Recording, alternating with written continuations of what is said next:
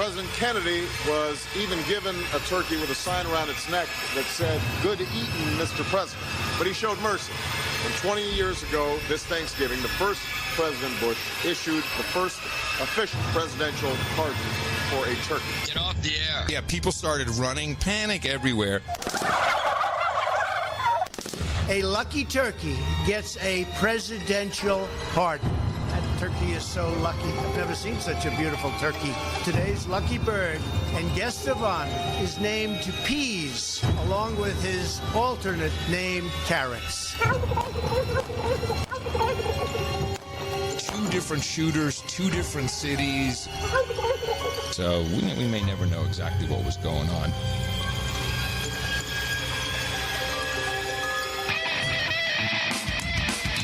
Jeffrey Epstein didn't kill himself. Jeffrey Epstein didn't kill himself. Jeffrey Epstein didn't kill himself. Jeffrey Epstein didn't kill himself. He was a victim of an arc inside. But Jeffrey Epstein didn't kill himself. He was buddies with Bill Clinton, Prince Andrew too. He had a stable of girls for you to peruse, but no one never know who, 'cause he didn't kill himself. Jeffrey Epstein didn't kill himself. Jeffrey Epstein didn't kill himself. Jeffrey Epstein didn't kill himself. Jeffrey Epstein didn't kill himself. And I don't care what Bill Barr says, 'cause Jeffrey Epstein didn't kill himself.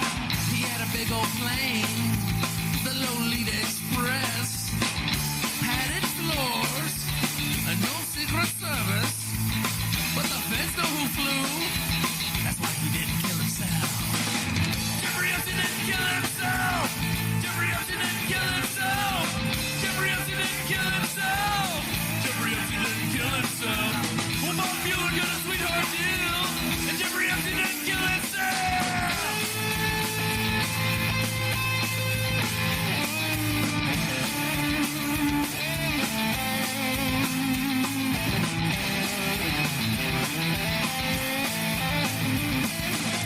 Christmas lights and drywall.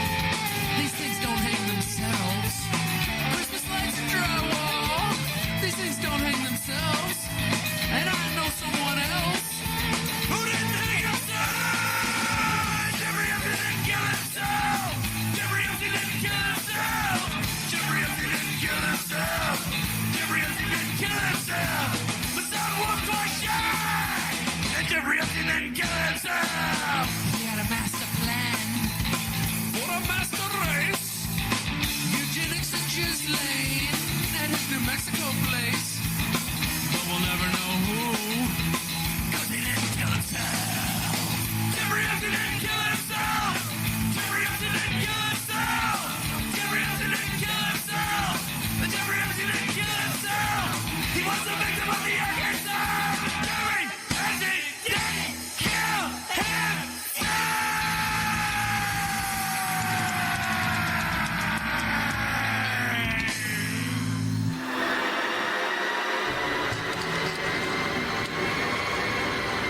Take it from your Uncle Adam and Uncle John. You might want to have some memories later on, and it's going to go away if you trust it to Instagram. Here's a crazy idea. Here's a crazy thought that I've advocated for many times. Print some out.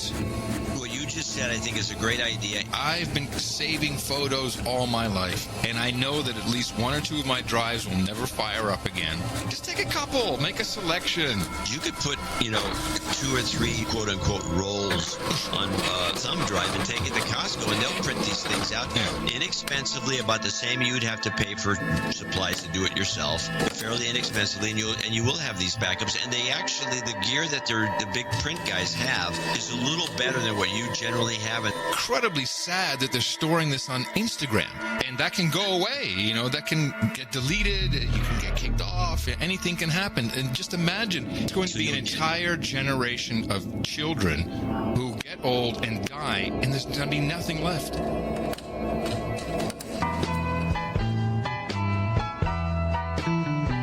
I'm a spy slut. Shaken, not stirred. Have you ever heard this one? It was a spy slut that got him involved with being an economic hitman. Spy slut. Well, her name is Azra Turk, which of course is Yo-ho, in the morning. In the morning. Happy Thanksgiving. Yeah. Happy Thanksgiving. So does your Skype, when you have your list of contacts that's in a row on the left, Mm-hmm. mine has stopped, or the last 2 times I've used it, it has stopped putting the little icons. It's just the names. So I see yours. Which is what, the sign? Yeah. Well, I don't have any others. I have yours, and I have one other guy. Let me see. I just find it peculiar that this would all of a sudden. Well, there's someone who I just had a Skype with. There's a tech guy in Holland. Let me just see what. And he created his account new. So I'm thinking maybe they changed something. You know, like if you're not registered through Microsoft or something like that. Well, you're registered through Microsoft. Now when I call you, I got the picture that you have of Theresa May. But on the list, on the menu, it's just got your name, and then it says where the icon used to be, it says AC. AC, yeah, I got a lot of those. I got a lot of the.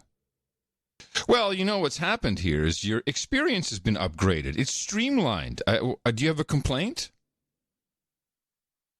That's what I thought. I didn't restart my Skype, so I still have a few pictures. Who the hell I don't knows? think I have any pictures. Let me see if I can go down and scroll down. I do have a few. Yeah, I got a few? Okay. They must have changed something. But I don't have yours. I just have AC. Oh, that's odd. Well, you know, it must be some sort of official way of, some official picture. It has to be a certain size or some bullshit. I'm the guy who's least concerned about official sizes of pictures, so I don't know. And I don't even know why Theresa May is my icon. What? You didn't choose it? Well, I'm sure I did. I don't recall. It was probably one of those, oh, crap, let me just put something in here. Something like that. Okay. Yes. See, I have to... Well, I'll get the bitch started, and I'll do a Cinco, and then I got to replenish the coffee. So let me... A little bit late today with everything.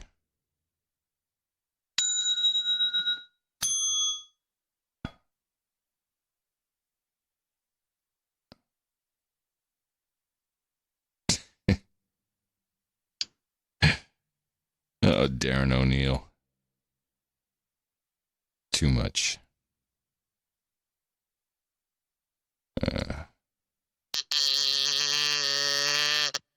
Precisely.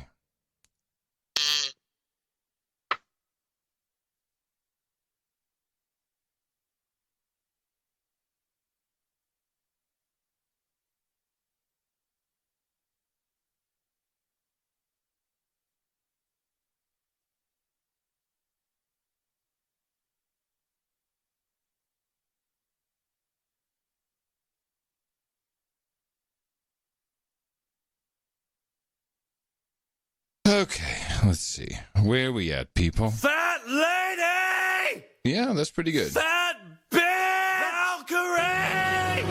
It's the Laura Chandler Show.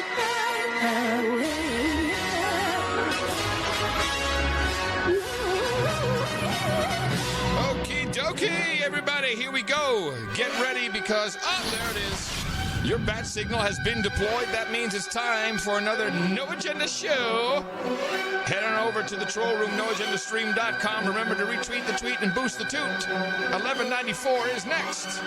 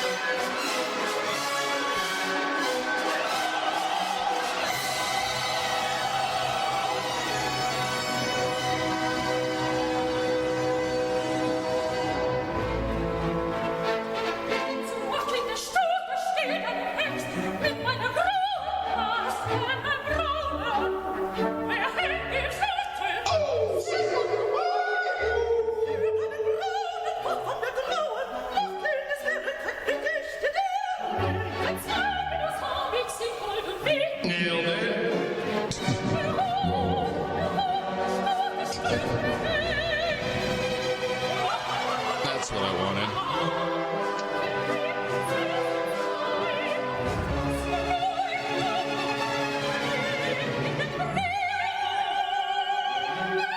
Hello. What? It's too loud?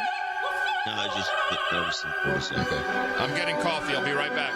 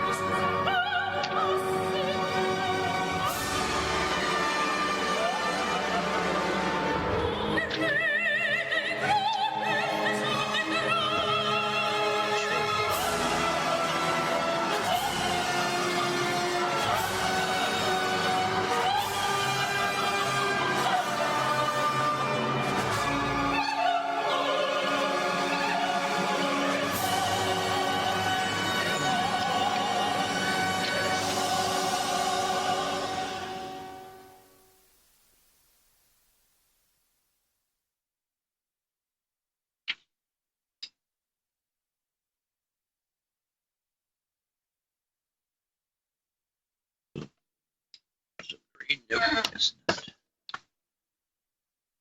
What's wrong?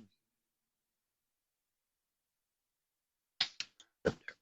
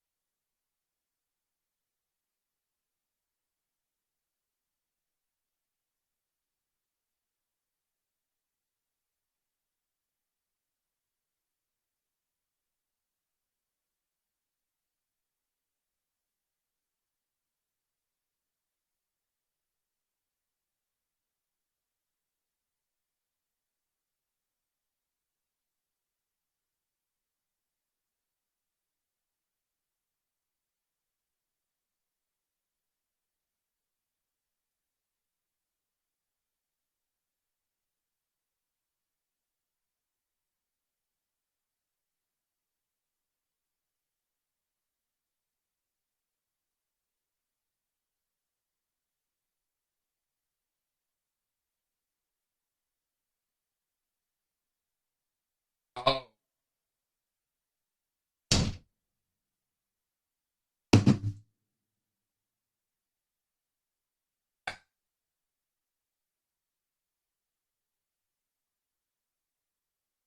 Have a little music while I'm getting ready here.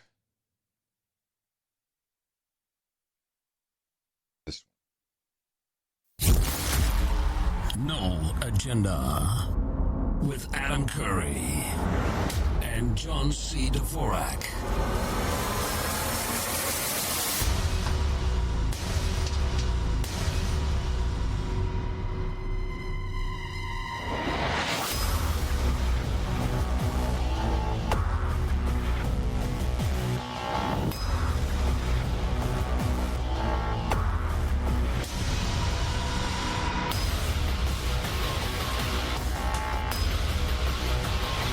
Hell yeah! It's on! Huh! It's like one of those things that would be good with a "please wait" kind of sign on the TV. We'll be right back. We are experiencing technical difficulties. Yeah, we're experiencing. Wow, you and I remember those. They still use them. I have not seen one in ages. Well, they don't use them a lot. Okay, let me just test. Tech Adam 1 2 Curry, 1 2 John 1 C. 2. Dvorak. Check 1 2 3 4 1 2 3. Check 1 2. A little louder. 1 2 1 2. This Okay. From my experience nowadays, they don't use that signage. They just run the botch. They run around the studio. I mean, they just let it go. Hell with it. I can't hear why you. not? You on? You on? You know. You're right. Well, yeah. I guess it's true. Mike Live.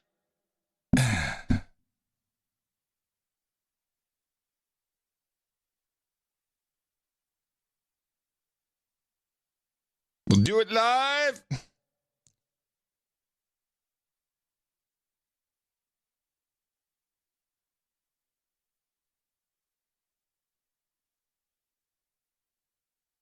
Okay.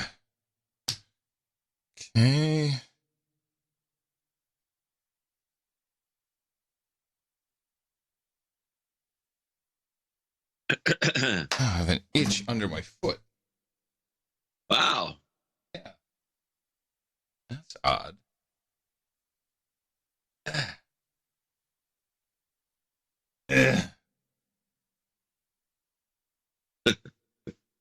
What are you laughing about? Grunting. Well, there's a lot to grunt about today. There's a lot to grunt about. Okay. Does this thing work? Yeah, that thing works. Okay. All right, let's do a show. Hit it. Oh, come on. Oh, please. Hit it. Adam Curry, John C. Dvorak. It's Thursday, November 28, 2019. This is your award-winning Gitmo Nation Media Assassination episode 1194. This is No Agenda. Thankful for all of the Gitmo Nation's producers and broadcasting live from Opportunity Zone 33 in the frontier of Austin, Texas, capital of the Drone Star State. In the morning, everybody. I'm Adam Curry.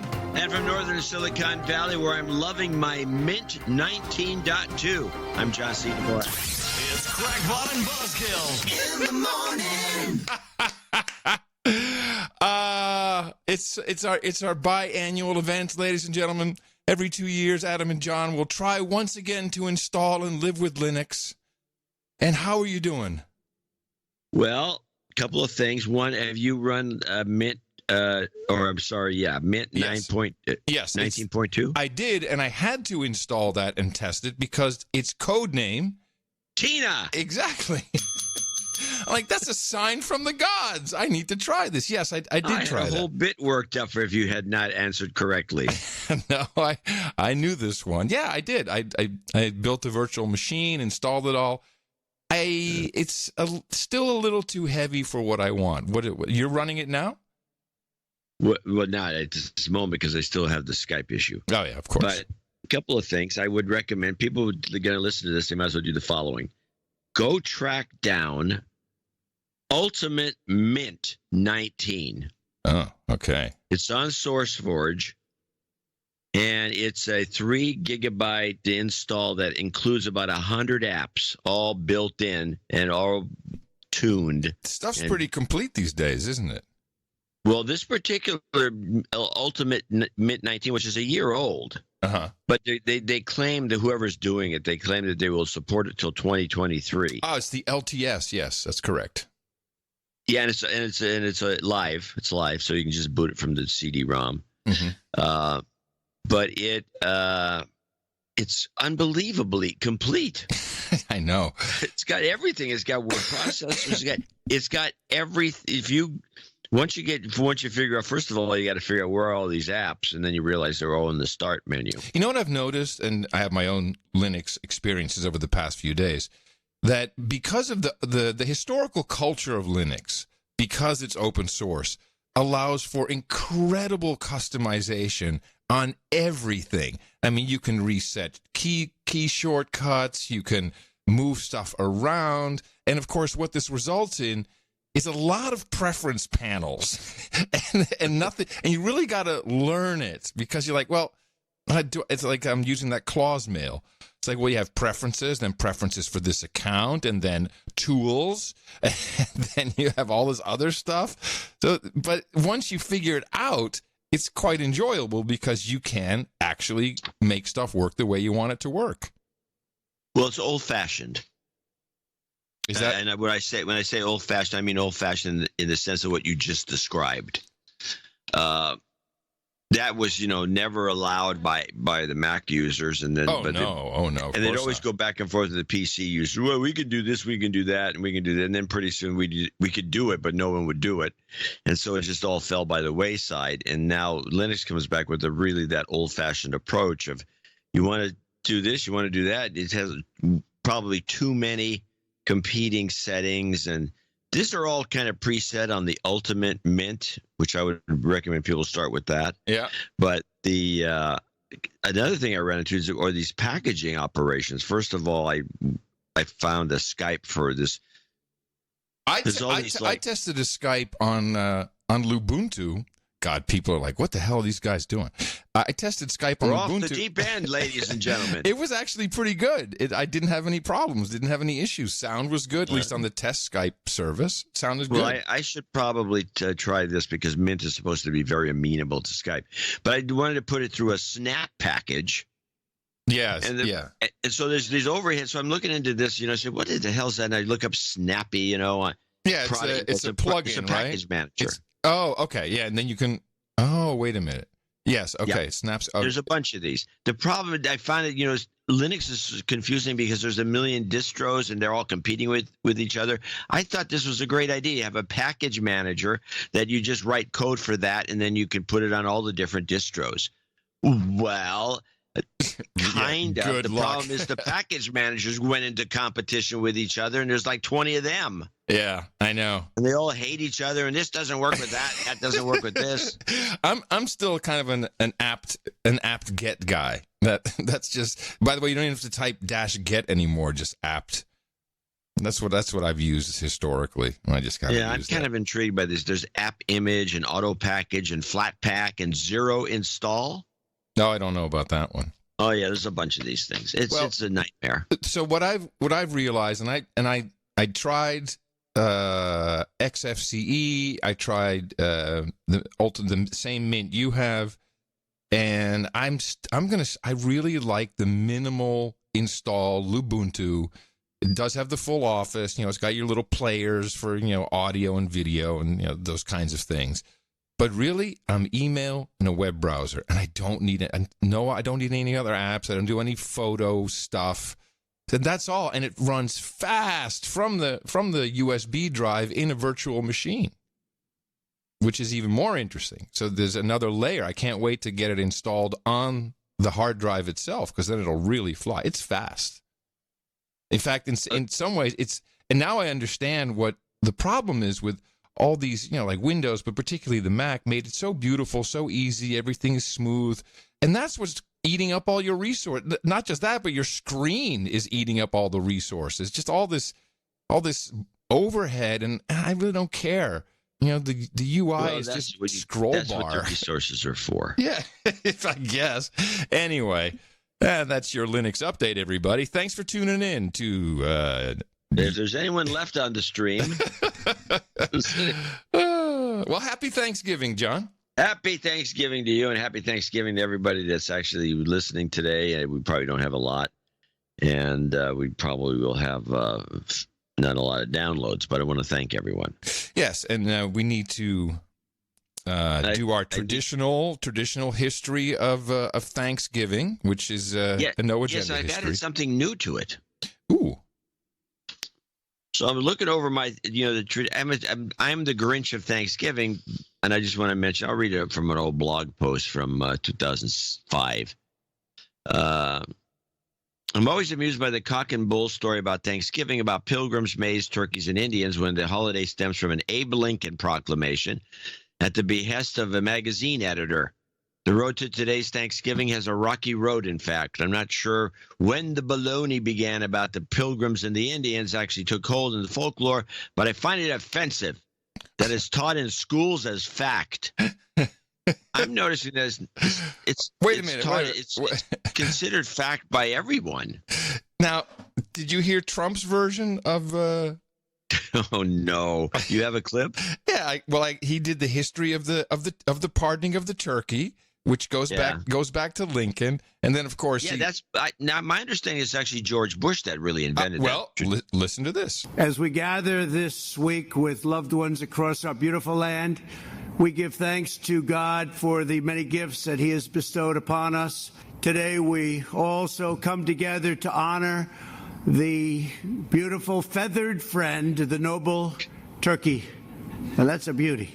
It's said that Abraham Lincoln was the first president to spare a Thanksgiving turkey at the request of his son.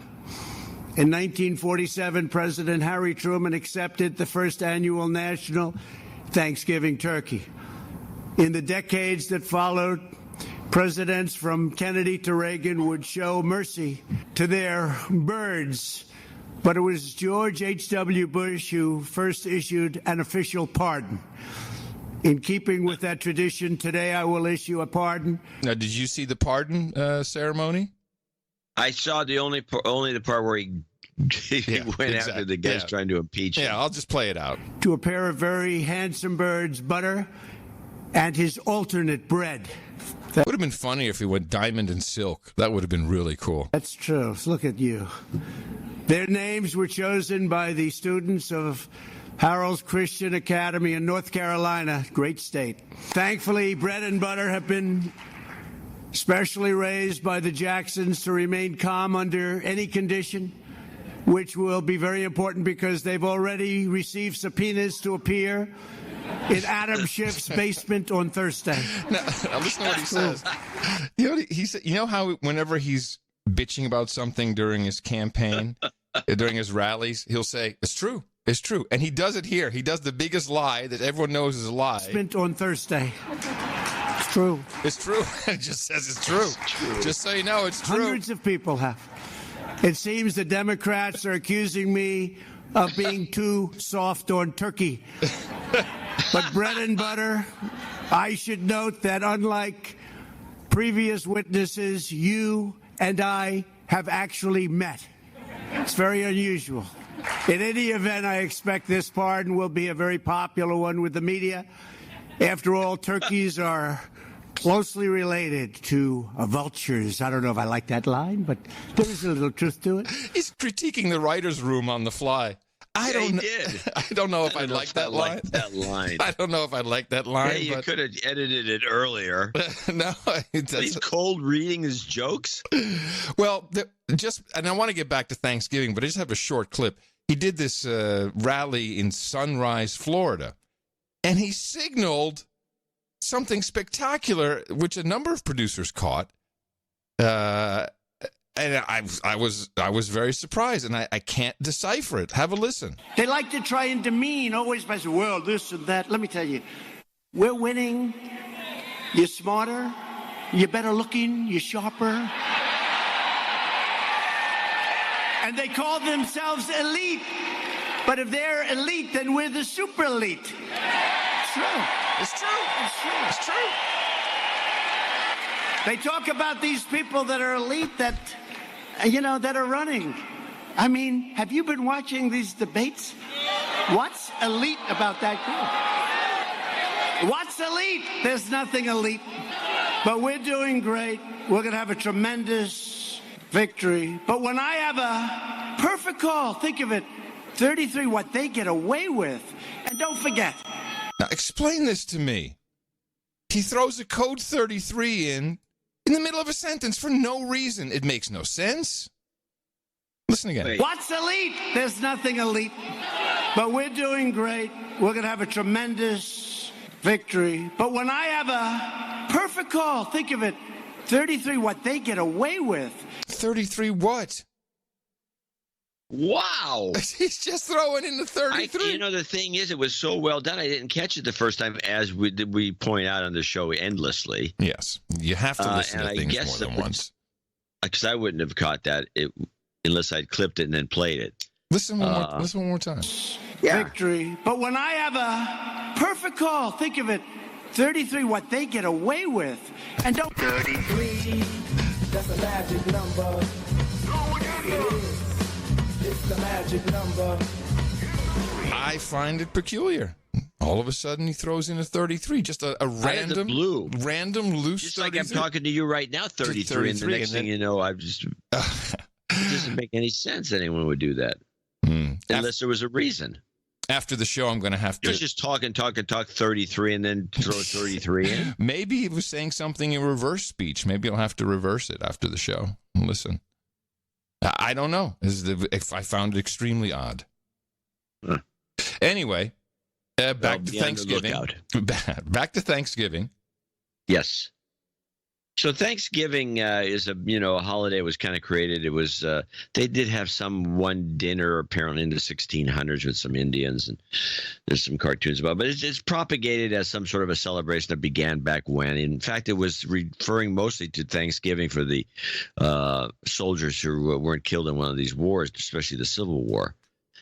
And then it became promoted by some busybodies in the 30s and 40s. It became a tradition after a while.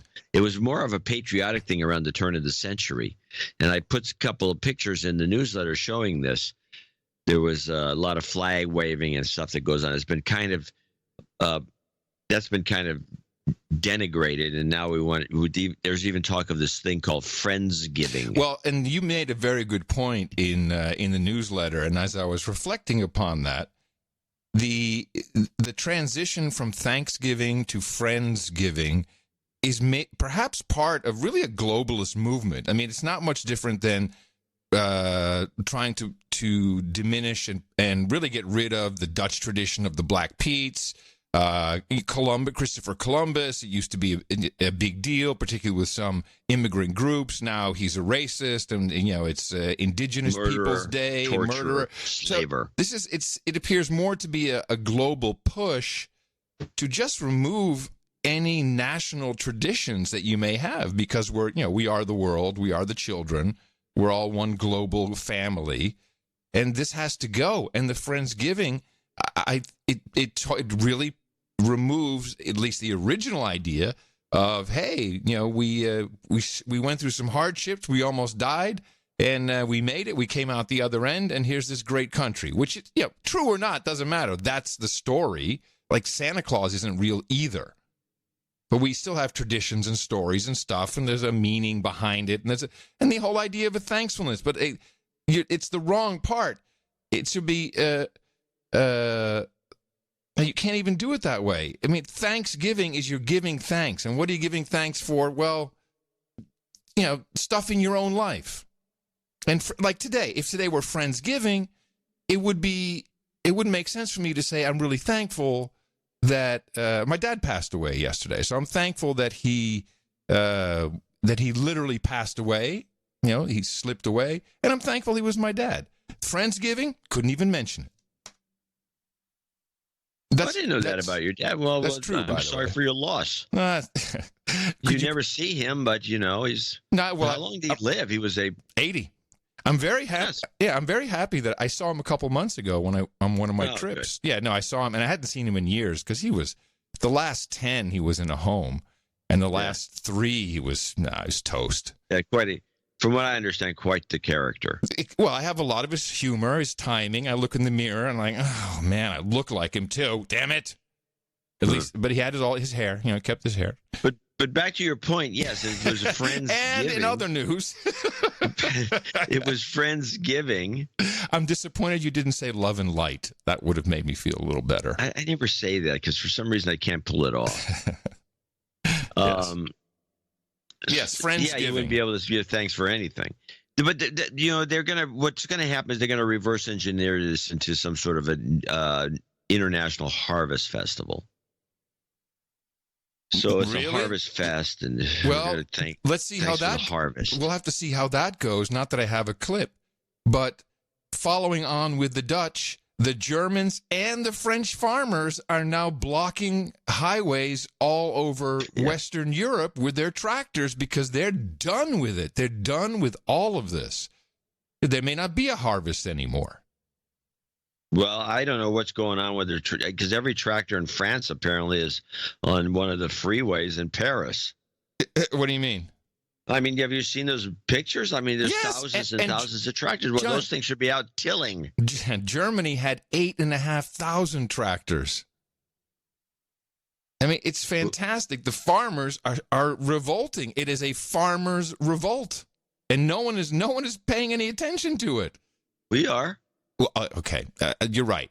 But turn on the news and tell me you see one story about this. No, it's ridiculous. No, it's Trump, impeachment, Trump, impeach. But even in those countries themselves, it's it'll be front page for a minute, and then okay, it's done, and then as if it didn't happen. Well, back to Thanksgiving. Yes, I just had the one final thing. Every year I report, something about the bogusness of the whole thing, because I'm playing into into this whole globalist notion by doing this report. But I got I added a new twist to it and I don't know how I ran into this. I started looking at, because we have turkeys all over town, and and by the way, the wild turkeys out of Florida. Oh my God, are those things got the biggest tail display? It looks like a wicker basket. It's dynamite, the Osceolas or whatever they're called. So I got into reading too much about turkeys. And it turns out, because this was brought up at our dinner table a number of times, and I think I've heard it, and maybe it's even taught in schools, is that Ben Franklin wanted the turkey to be the national bird rather than the eagle. Yes, I've heard this story. Total bullcrap. Well, Ben Franklin also flew a kite in a storm and got electrocuted. So, well, that could be bullcrap too. But this is total bullcrap, and it was created, and it actually became a thing in schools around 1962. It was an ad agency thing. Tell me, it was an ad agency. No, it was a cover of a New Yorker magazine where they made the turkey, and then they related the story, and this story got into vogue. And it became like it just became folklore that became a truth, which is a real problem in this country and everywhere around the world where somebody passes up. Would that make sense? Oh yeah, Franklin, he'd be that kind of guy. Yeah. And they had a letter from him to his daughter or somebody, and he's moaning and groaning about the bald eagle being who he thinks is a chicken shit bird, because it steals from other birds, it doesn't do its own work. He goes on and on about this. He says, and then he casually says, the turkey would be a better bird. At least it's an honest bird. But that was about as far as he went with it, and he never protested the establishment of the bald eagle. But okay, so then it was like a New York Times of the day, because that's what they do: draw a conclusion. Yeah, off of some facts. The conclusion was drawn that turkey emblem on the seal was put on the cover of a 1962 New Yorker, and the rest is history. All of a sudden, this is a fact. Well, Snopes should have a debunking of that. It should be very clear. Fact check false. And they should do that for Santa Claus as well. They should just put it everywhere on the internet. Kids, just so you know, it's fake. It's fake news. There's no Santa Claus. Eventually this is going to happen. They're going to ruin it. We have kids that listen to this show, right? They're going to ruin it. So there's another one. There's a second myth. No, now I have to put a disclaimer in the show. I feel bad about it. You can pull it out. No, I'm not going to pull it out. The second myth I wanted to address is tied to the alterations President Truman made to the presidential seal. It's sometimes said that the eagle on the presidential seal changes during times of war to face the arrows instead of the olive branch. Oh. This one is unquestionably false, although somewhat understandable. From 1916 to 45, the eagle didn't face the arrows, a version that can still be seen on the Resolute desk. But it was changed when Truman issued Executive Order 9646, modifying the seal so that the eagle faced the olive branch, a gesture symbolic of the post-war nation's dedication to peace. Huh. Yeah. We're full of information on this show. The turkey thing has got to go too. It's going to be a problem. There's this new movie out, which I don't think it's going to be in theaters even, but it's James Cameron, Arnold Schwarzenegger, like a whole slew of big names, and it's called Game Changers. And you can host a viewing, and it's a whole movement. I haven't quite figured out who's behind it, but it's something of the day, and I'm sure this will include turkey by next year. One and only Arnold Schwarzenegger. I ate a lot of meat. They showed us commercials. Steak. That's what a man eats. Selling that idea that real men eat meat. Serious man food. But you got to understand, that's marketing. That's not based on reality. I've been teaching fighting techniques to government agencies for more than 15 years. Then I got injured. Unable to teach for at least 6 months. I spent more than 1,000 hours studying science on recovery and nutrition. I stumbled across a study about the Roman gladiators. The gladiators were predominantly vegetarian. How could the original professional fighters be so powerful, eating only plants? When I made the switch to a plant-based diet, I qualified for my 3rd Olympic team. I broke 2 American records. I was like, man, I should have done this a long while ago. When I went plant-based, I wasn't sure if I was going to survive. And I actually became like a machine.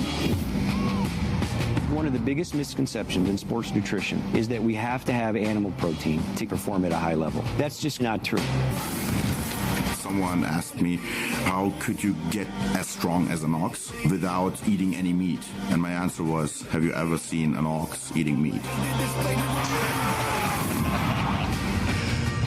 There you go. It's a game changer, man. Plant-based. All the cool guys are doing it. Yeah, Jay had been turned on to this video, and she said, you got to watch this. Did you? So I watched as much as I could. Well, as you saw it, obviously, the problem with it is it just at some point it's like, okay, I get your point, and you just get sick of it. It's just it's almost like they're insecure about their point. Yes, there's plenty of athletes who are vegetarians that do very well, and they have a very generally speaking, it's not something you can do when you're growing up, or it's not something necessarily that you can do. Like, for example, I know people that have dogs that put on a vegetarian diet, and the dogs have all kinds of health problems. The dogs die. Yeah, you can't do that. That's and cats. They wrong. have vegetarian cats, so you can feed them. You can feed them we had a story about that where the veterinarians were saying, no, you can't do that. You can't put and these animals need some. They have a particular diet. You can't make them plant-based only. And they don't talk about that in the show. And Schwarzenegger is disingenuous because when he was a big monster bodybuilder, he was not a vegetarian. No. I mean, there are vegetarian athletes who didn't perform as well. I mean, they were subject to all kinds of weird injuries you get. But if you're conscientious, you know what to do and how to eat and get all the right amino acids and everything in your diet through plants. You can do that with a lot of sesame seeds. It's fine. You can go out and eat that way and be that way. So what? What difference does it make? It doesn't make any difference to me. No, but I don't get the point of what was the point of this exercise? The point is, from my perspective, it's working. This is indoctrination, and it's without a doubt Agenda 21 driven. It is, it's the impossible meat. It's the I can't believe it's Which not. costs more than real meat. Oh yeah. Does anybody find that to be disturbing? And it has a bunch of calories. It's not like the burger is It's got a lot of calorie-free. calories and all kinds of chemicals. You might as well be eating Soylent Blue or green. No, Soylent Green is people, man. Oh, I'm sorry. One day, and we should be careful.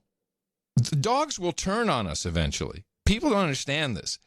Already and this is all part of the same thing. Dogs are people too, and boy, we tell them what to eat, and we tell them when to go to the bathroom. One day they're going to turn on us. Feral, they're going to eat their Not getting owners. enough meat. I'm going to eat you. And I just learned that cats, technically, by European law, this is big news now in the EU. Cats in Europe, by EU law, and this was all written up in the Journal of Environmental Law, are not allowed to be outside untethered. You are not allowed to have an outdoor cat in the European Union because they are a danger to almost 370 different types of animals. Yeah, including bubonic plague-ridden rats. Hello. You guys read history over there in the EU? No, man, they're creating They their had own. a cat thing going on back during the era of the Black Death, and turns out that the cats could have controlled the whole thing but no, cats were bad. Oh, that's interesting. Yeah. So the Black Plague or the Black Death, what was it? Was it the Black Death? The plague, Black Death. The plague, Black Death. So there's information that could have been avoided if they had cats running around. Yeah. Oh. Yeah, they didn't have any cats running around because cats were evil. They were in some, for example, in my neighborhood, it's on the side of a hill. There's a lot of rodents in the area. There's gophers and there's mice, and there's some rats, but not as many as there are mice. And we used to have an old cat woman across the street that had all these feral cats that she would feed, and so there'd be probably 20 of them. And then another neighbor thought kindly on the woman and had the cats captured and neutered. So they wouldn't just go crazy around here. But we did have these 20 or so feral cats that were all over the place. And there was no mice. No, of course not. No mice. Now the cats, since they were neutered, they all died off. There's no more feral cats in the neighborhood. This took place over a long period. Now there's mice. You got to get mouse traps and glue traps, and every once in a while you get one little mouse or two in the house, and it's disturbing. In future, we might want to do a little tutorial on how to get rid of mice. We've already done the ants, so yeah. Well, we should prepare something. The best. I don't want to discuss the best way because everybody moans and groans about it. Well, you're not allowed to stomp on them anymore. There's the president. No, the president just passed a law against. What do you mean you can't stomp on them? Yes, yeah. Let me see. I have it here somewhere. He passed a law, and it's the Anti-Animal Crush Act, I think. I'm looking for it now, because apparently there's a lot of people who film and post to online video sites videos of them crushing small animals for fun, crushing them to death. Yeah, yeah. Here, Preventing Animal Cruelty and Torture Act, which I'm sure can easily be expanded to, having a dog or in the house or a cat outside.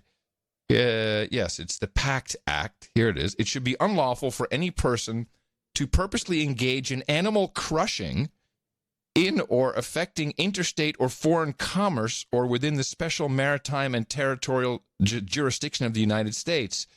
Anyone who intends or has reason to know that the animal crush video will be distributed in or using a means of facility of interstate or foreign commerce, or the animal crush video is distributed online. And so you are not allowed to post videos or even intend to produce a video that displays conduct or visual depiction of conduct that is the slaughter of animal. There's a lot of things you can do. So you can stomp on a fish if you catch it, if it's for food, if it's for research. if you're euthanizing the animal, which they also go in detail about. But apparently, this is so rampant, and it may even be a sexual fetish, that people film this crushing of animals and post it online. Yuck. Yeah, it's disgusting. Who the hell wants to see that? Well, enough people that they had to make a law about it. It must be a pretty big deal. Is that on Mastodon? Hey, Billy Joe, let's go out and crush them. Of course, I have to do that with a Southern accent because we know it's only Southerners of course. this way. Yes, of course. Yeah. No, is that on the Fediverse? Is that where we can see these videos? Probably. Hey, but I just want to point out one thing, by the way, about this, the Ben Franklin myth and some of these other ones. The guy writing about the myths, this Jimmy Stamp, he was writing in the Smithsonian about him. And I got to read this sentence about, because he's writing about myths. Mm-hmm. And he says, in part by a 1962 illustration for the cover by so-and-so, who imagined that the Great Seal of the United States might look what it might look like if a turkey did become our national emblem. Above image, he's got a picture. However, while it's hard to imagine that overstuffed flightless bird on our currency and on the president's lectern, he goes on and on, it's not a flightless bird. This is another myth. The turkey they're very flightful. Yeah. They can get it. In fact, they can fly at higher altitudes than we normally see them fly. Normally, you see them. It's a pretty frightening thing to see. Yeah, but they can they're get not up very there, aerodynamic looking. High. They're not really very aerodynamic looking. No, but they can get up. I was reading all about turkeys for some dumb reason, and I was reading that many turkeys can get up to, they can fly at altitude. Okay. The more you know on the No Agenda Show. Beautiful. Let's get into some nut job stuff. I got some nut job stuff. That's all that we got for this show. Yeah, well, now I got more stuff. I got multi-parters. I did some work. Well, I have one multi-parter. First, I identified this over on the No Agenda Reddit. I made the mistake of checking in once again. It was more to see how the browser rendered on Reddit, and so this term that's been floating out there is now rampant. Is that Trump is a cult? You're hearing this is why I got a whole bit about this. Oh, why don't you with clips? But wait. Well, I have clips too. Well, why don't you do it? Wait. More importantly, what is the GUI you're using for your Linux? The GUI for Linux? I'm using XFCE, I think. Oh, I'm using Cinnamon. Oh yeah, okay, yeah. I'm talking about I'm talking about the Windows Manager. No, I'm just using Lubuntu, which is minimal. It has it's nothing. Well, it's not command line. There has to be something. I have command line too, of course. No, yeah, of course, everyone does. It's nothing. It's nothing. It's very. I'll send you a screenshot. All right, now back to the cult. I don't want to. Okay, I got three clips. Well, no, why don't you do your cult thing and I'll play my clips? Okay, well, I'll start with one clip, which I think you don't have, and this is so besides seeing it everywhere in our own group, people accusing No Agenda producers of being a cult of Trump, I'm noticing it in mainstream, which of course is where these jamokes pick it up from. And I would like to point out this was sent, I got a note from one of our producers. You should add cult to the long list. Yeah, TrumpRotation.com. Trump rotation. I said, I don't know. I don't think so. And then I started hearing it, and then, oh, brother. Okay, this is Rick Perry, I think, which Anna Navarro. Okay, so Anna Navarro, the nut job Republican who's always on CNN yelling about Trump. So she posted that Rick Perry is the main cult member, like one of the lieutenants. Just listen to this clip, and it's so clear that he's in a cult. And you'll see that cult may be code for something else. God's used imperfect people all through history. King David wasn't perfect. Saul wasn't perfect. Solomon wasn't perfect. And I actually gave the president a little one-pager on those Old Testament kings about a month ago. And I shared it with him. I said, Mr. President, I know there are people that say, you said you were the chosen one. And I said... I said, yes, you're the chosen one. So there's a very thin line between calling an outfit a cult and then saying, well, because it's a religious thing or it's Christian, it's a cult.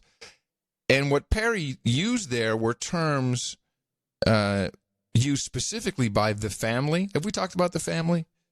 The family in D.C., it's all these religious guys. That operation with the house. Yes, it's on Netflix. They have a whole series. They have a very good special. I think we should recommend people see it. Yes, it's on the family. It's a lot of episodes. It's a lot to watch. But they literally say, they're looking for the wolf, who will shepherd the sheep. And Donald Trump it's just the people who had their hands on him. There was a picture a couple of years ago. The evangelicals were all there praying. Those are the guys from the family. And they use the example of King David and the term imperfect, the imperfect leader. So, there's a lot going on here, and I know what you're going into because there's a book that came out about the cult of Trump. But there is an actual kind of religious cult in D.C., which Perry may very well, be in contact with or belong to. And I'm just going to call it a cult because looking at that documentary, it seems very cultish to me.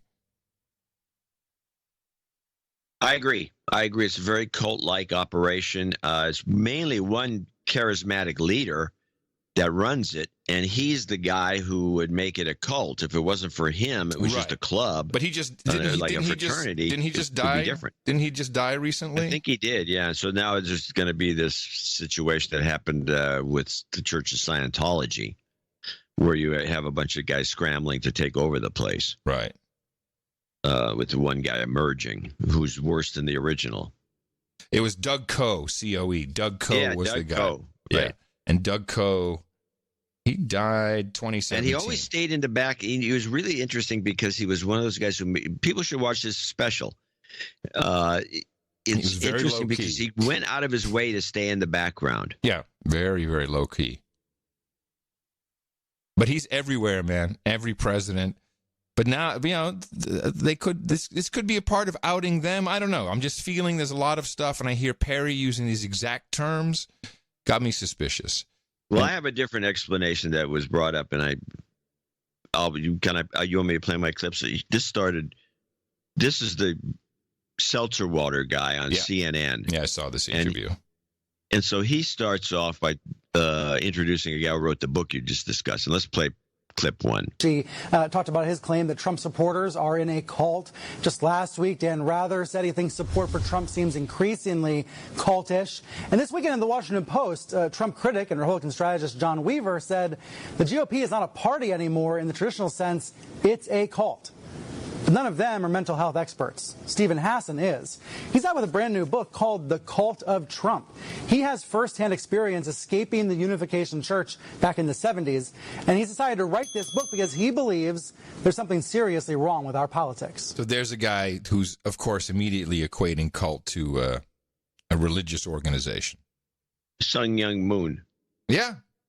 The fact that he was susceptible to being suckered into a cult makes me wonder whether he's got a bone to pick, or he's pissed off about the cult not doing what he wanted it to do, but he was already had some, I don't know how to explain this, but I don't trust someone. He's got to be biased, is what you're saying. There's got to be bias in there. Or it's like the guy who used to be a smoker, or the guy who used to be an alcoholic. Yeah, they're the worst.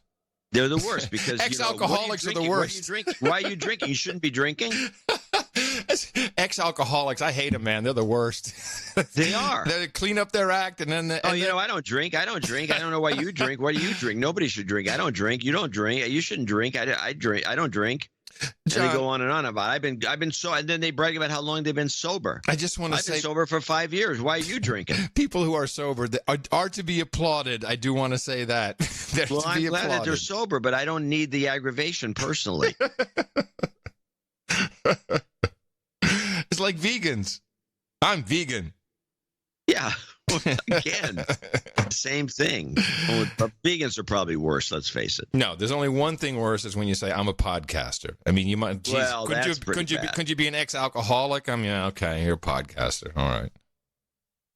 But so I'm skeptical of this guy because of his own background of being in the Unification Church.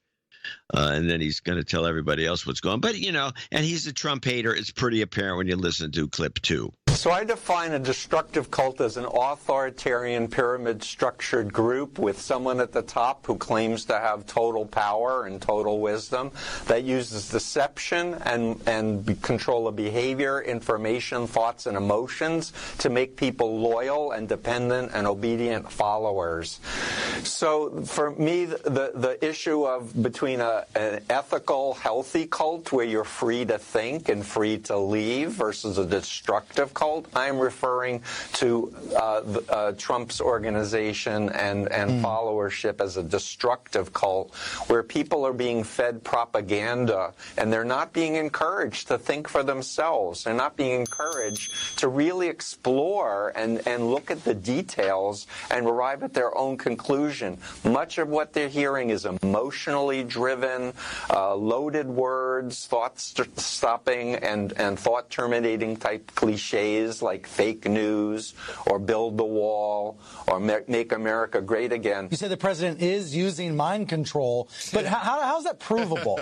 So we can start with the pathological lying, which is characteristic of destructive cult leaders, saying things in a very confident way that have nothing to do with facts or truthfulness, the blaming others and never taking responsibility for his own failures and faults, shunning and kicking out anyone who raises questions or concerns about his own behavior, his use of fear-mongering, immigration is a horrible thing. It is frightening to hear a cult expert say that you see all these signs right now, today, in American politics. Yeah, this was a good piece of that interview.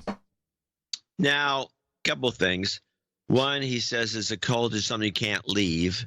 And people are leaving this cult all the time. Mm-hmm. Then he asked him, well, you see, he never said anything about mind control, but Seltzer Water says, yeah, this is, how can you prove that he's brainwashing because he's everybody? lying. Because he's lying. Because he's lying is what he says. Yeah, that that's your expert on cult. That was his top reason. Well, lots of people lie. Doesn't mean they're cult leaders. And not only that, but there's a lot of it, which is it's nonsense. But to me, it was complete projection. What he was saying was what you say. I was just going to say that's that old Dutch saying. Yeah, wat je zegt ben jezelf met je kop door de helft. It's like what you are saying about the others is what you are yourself. This totally. He actually went on. I don't know if you saw the whole interview. It's like, and Seltzer Water drew the conclusion that, well, at Thanksgiving you can, just offer people, well, why don't you look at one of my stories and I'll look at one of your stories, and exactly the advice they should be taking themselves.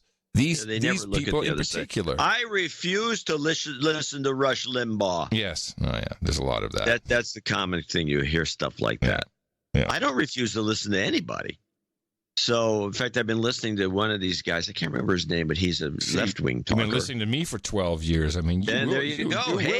You will listen to anybody. All right. So of all people that have kind of the best explanation for this that actually makes nothing but sense is Scott Adams. Oh, of course. Yeah. So here, listen to what he has to. Why is this cult thing even around? He has an explanation that, to me, literally explains it. Okay. So my Scott Adams confirms the cult. There you go. Got it. So my worldview is completely consistent. So my worldview says President Trump did not do anything impeachable and therefore will not be removed from office. Now, if he's not removed from office, my worldview will be consistent. But what if your worldview is that you're a Democrat? What if your worldview is not only that the president did something that's impeachable, but several impeachable things, and their worldview is it's all obvious. There's no question about the facts. It's just all obvious. What would you think about the president not being removed from office? How would your world make sense? In my world, he doesn't get removed from his office because he didn't do anything that would warrant that. But if you think he did plenty of things that warrant it, how do you explain it a year from now when he's still in office? Well, we're seeing the answer to that. You already know the answer, right? The answer is that the Republicans are a cult. That seems to be the answer they're looking for to make their world make sense.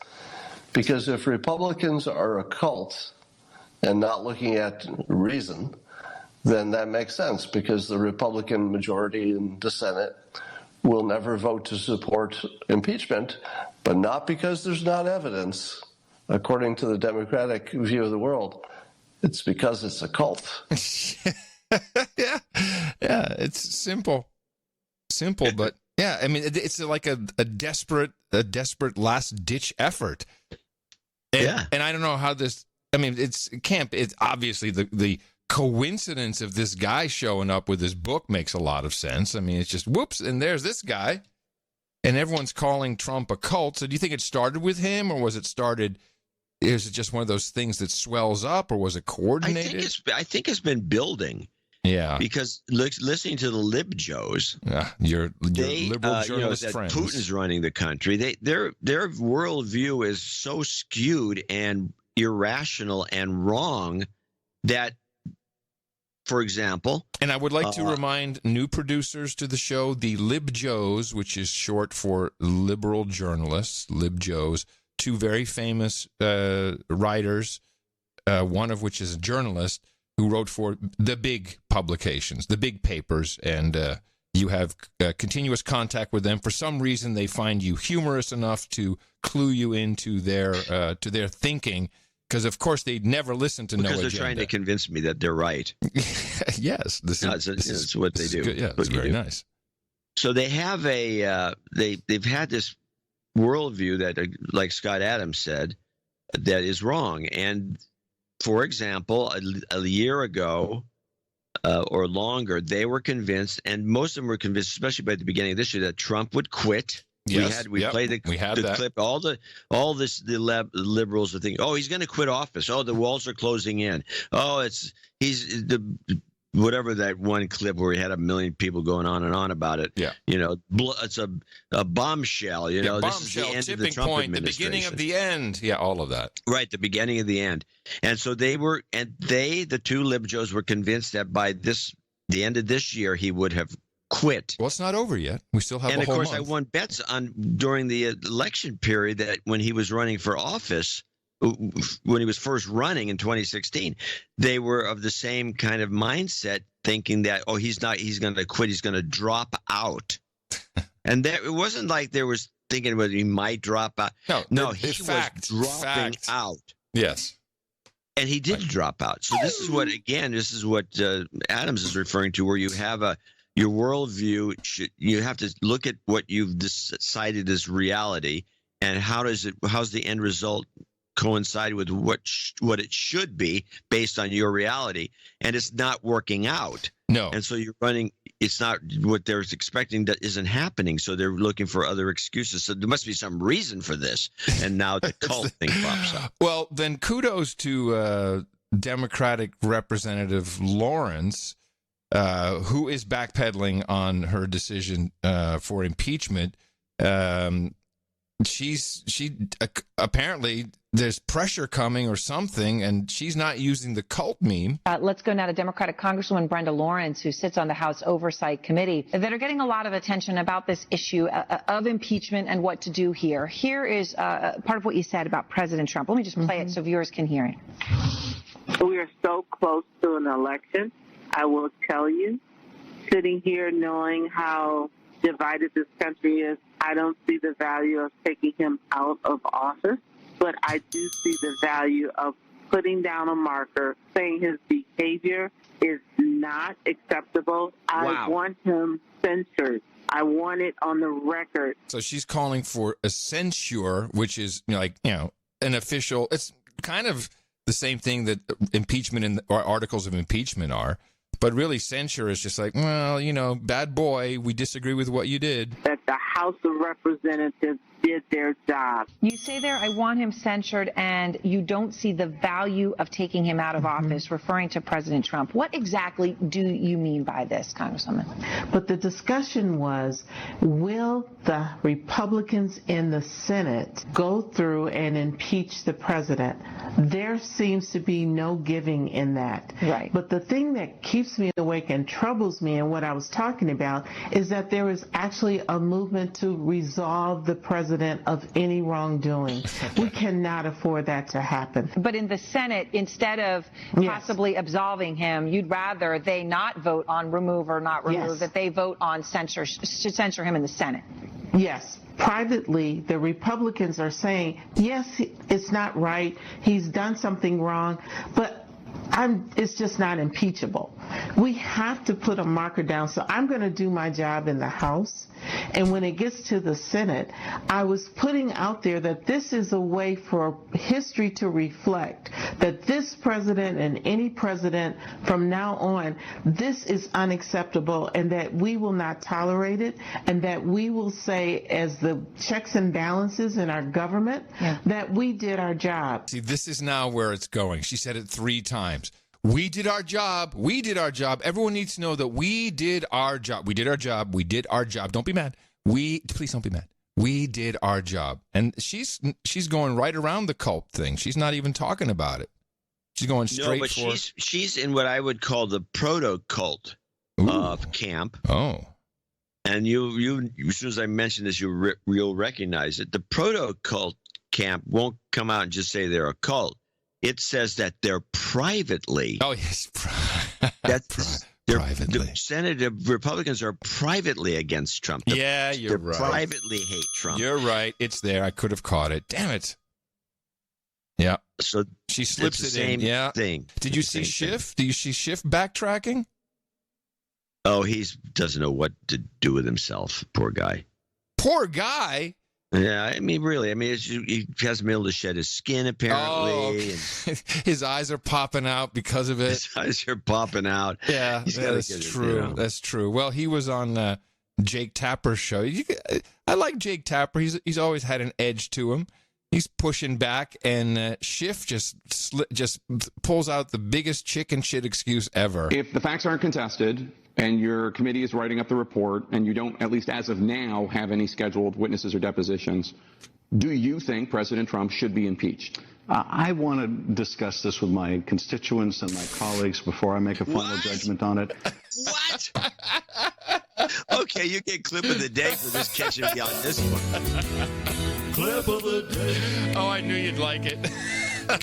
Are you kidding me? Oh, yeah. He goes on. You want to hear a little more? This is very cute. Play the whole thing. Start from the beginning. Okay. If the facts aren't contested and your committee is writing up the report and you don't, at least as of now, have any scheduled witnesses or depositions, do you think President Trump should be impeached? I want to discuss this with my constituents and my colleagues before I make a final judgment on it.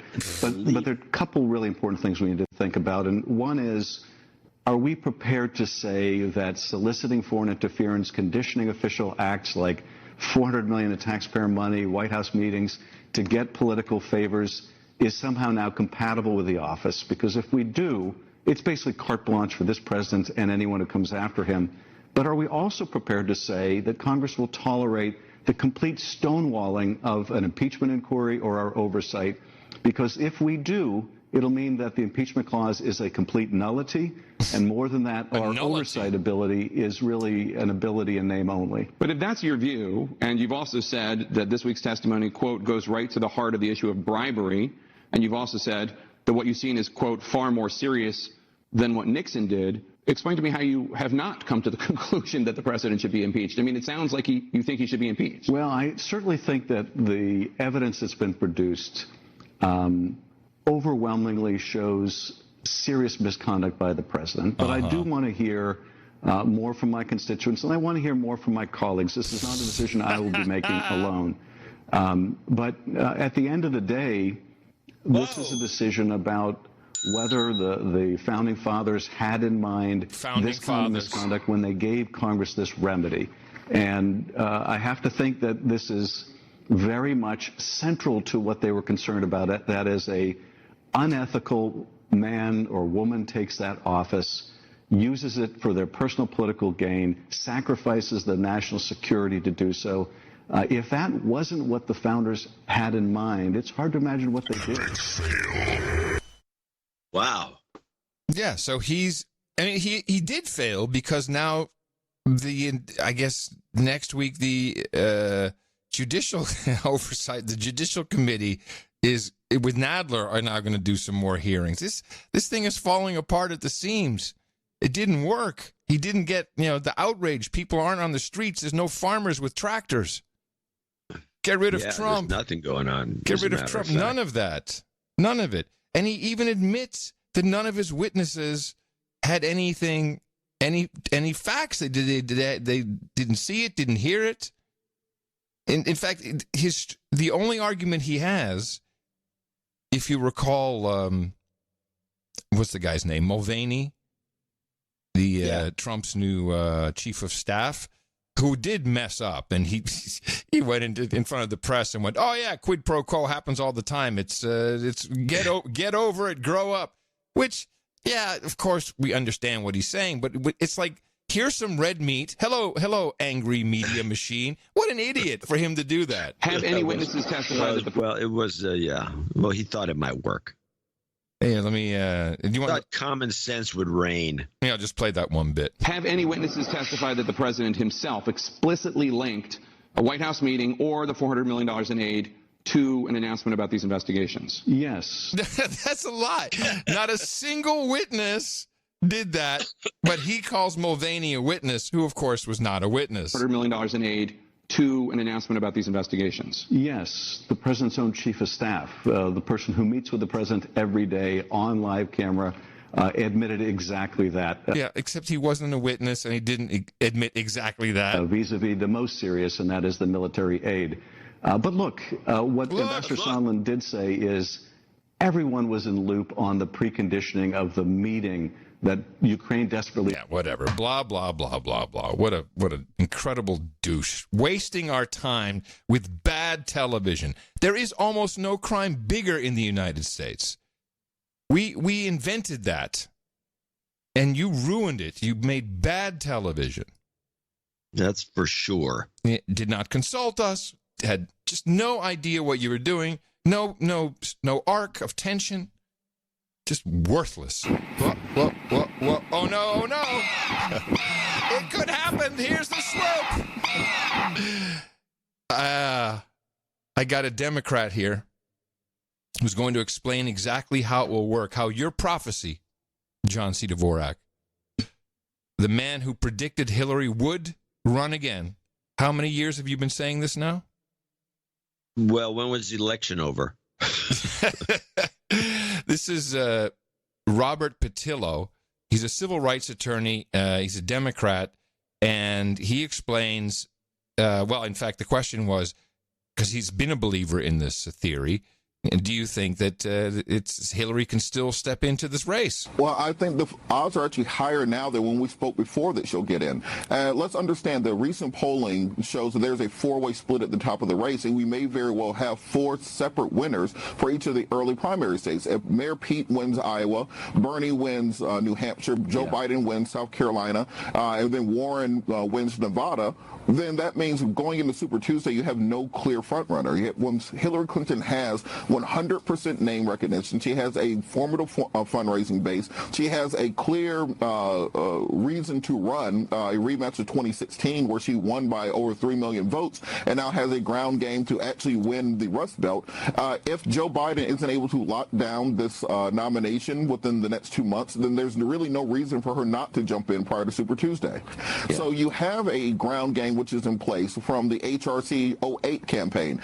You have consultants who have been recently fundraising, leaving other top campaigns, and as more candidates drop out, more of that top talent becomes available. Just this week, you had Joe Biden's top Latina advisor leave his campaign. So those people are in place. She has the ground game. She has clearly the fundraising apparatus. So for someone like Deval Patrick, is it reasonable or realistic for him to win? No. But for someone like Hillary Clinton, who already has the apparatus in place, it's almost turnkey. It's almost a turnkey operation. You come in, you turn the key, you flip the lights on, you have a 50-state campaign already in place. Right now, the party is completely splintered. You have about 30% in the Bernie/Warren wing of the party. You have 70% who are staunchly against seeing that wing of the party win. Even we saw the reports this week, President Obama saying that he will step in to make sure that Bernie Sanders does not get the nomination. And because you have this splintering between Joe Biden, Pete Buttigieg, Amy Klobuchar, some of the other minor candidates, there is this idea that you just need a uniting figure to come in and bring these disparate aspects together. I like the idea of how he sees the four front runners winning basically their own little territories, and there being no clear winner, and that would be the impetus for a uniter to swoop in. And the first two, Iowa and New Hampshire, he's probably right, but Nevada is where he falls apart with number 4, because a lot of people think that Biden will take that. So we'll see. But I like his thinking. It's pretty much along the lines of my thinking. She does have the apparatus. She never busted up her machine.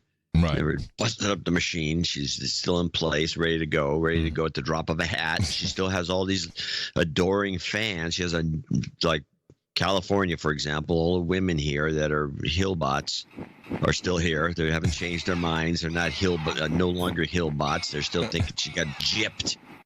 How about that hit job though on Bernie? Because that was just, there's no proof of that. There's no fact that apparently Obama told one of the candidates. Yeah, no, Obama. I said it. You did. The out of emotion. I think he did say it. And if it was reported on by way too many people. Well, that's why it's a hit job.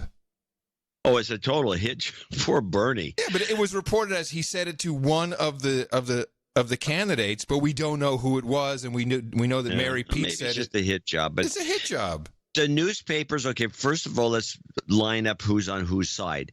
The big boys, the New York Times and the WAPO, not so much the networks, although I believe maybe MSNBC, they're all behind Warren. And Warren is failing. Right. In fact, and Warren doesn't help things much by saying maybe she'll have her vice presidential pick will be a woman. I read that somewhere. How is that? No, I heard her say it. She was being interviewed on some radio show or something like that, and she says the woman wouldn't be beyond the realm of possibility. What difference does it make? It's a good idea. And that means it would have to be Kamala Harris, because it would have to be a woman of color. She's not going to pick another white woman. So you'd have that combination of the death combination. It has no chance of success. And so she's being pretty much booted out of the scene. But these papers have. It reminds me of one of the venture capitalists that we both know and love, who is a huge supporter of Democrat politics, billionaire guy. From Kleiner? Yeah. Yeah. And he was like, I remember during the, I think it was we're talking about JD, yeah? Am I not? Is you're not allowed to say his name, or is that? And so I don't like to give him publicity, but he gives millions to these different organizations, and he's the one who turned probably the both of us onto the fact that he's doing it to get an ambassadorship to either the UK or France. And right. So he's right, but he's backed Gore. Everyone he's backed has failed. He also backed $500 million worth of green tech. He was he's not a great picker of anything. Not a great picker of presidents. Not a great picker of companies. They missed out on Google, and it was so embarrassing that they bought in late. They had a midnight meeting. It was explained to me. Maybe one day I can recall exactly what it was. It was a midnight meeting, and they went to Sequoia. and Vindaloo or whatever and said, hey, we have to have a piece of this. We just can't leave this out. And they overpaid. They really overpaid. Now, of course, in hindsight, that paid off handsomely, but maybe only a third of what other people made. It was a panic investment. It was. They failed. They walked away from it. They didn't see it. They didn't have the vision. Yeah, those are your top elite Silicon Valley guys. Can't they be lost their. Well, again, there are as hot Democrats with a worldview that's inaccurate. According to Scott Adams, that you start making mistakes like this, and they never stop. One mistake after another. This is the reason you want to listen to the No Agenda show, and you can kind of fine tune your worldview. It's not that we're right about everything, but at least we have some notion of we look at the logic of everything, and we see what makes sense and what doesn't make sense, and we try to make sense of it. And generally speaking, what makes sense literally makes sense. Is the right way to go, and they've lost their touch. The more you know in the morning. And with that, I'd like to thank you for your courage and say in the morning to you, the man who put the sea in complete nullity, John Dvorak. Well, in the morning to you. Also in the morning to all the boots on the ground, feet in the air, subs in the water, and all the dames and knights out there. Yeah. And in the morning, to all of our trolls, thank you for showing up. Many of you, of course, from other countries, you don't celebrate Thanksgiving, but make it a little No Agenda Friendsgiving then for today. And our U.S.-based producers, thank you for being here. They're in the troll room. It's noagendastream.com. Darren O was here. He showed up for his Thanksgiving pre-stream. We appreciate that, of course. Last night, Nick the Rat in the sewer. It's a bonanza over there. noagendastream.com. And a hearty in the morning to Data. Data has come onto the scene recently with the album art, and we had a number of. Actually, he's been here before. Yes, recently he's had. Recently he's been a laggard. Yeah, this is true. And he brought us the artwork for episode 1193. The title of that was Blafrican, and he did a nice Noodle Boys throwback with a bowl of noodles. And a little noodle emblem, and it was nice because he also changed the he did his own No Agenda font and colors and didn't use the template, which is not a good or a bad thing, but it was a nice piece. And there was we had like 28 pieces of art. There's a lot of art. Yeah, I'm just taking a look real quick. We had a lot of stuff that's just too small. I mean, you have really small words.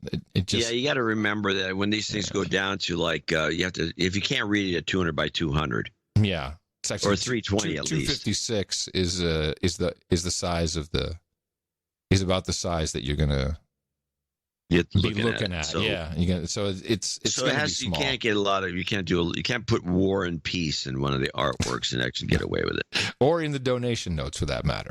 Well, we thank you, Data. For your courage and for supporting the show with your. It's probably Data named after the robot. I think so.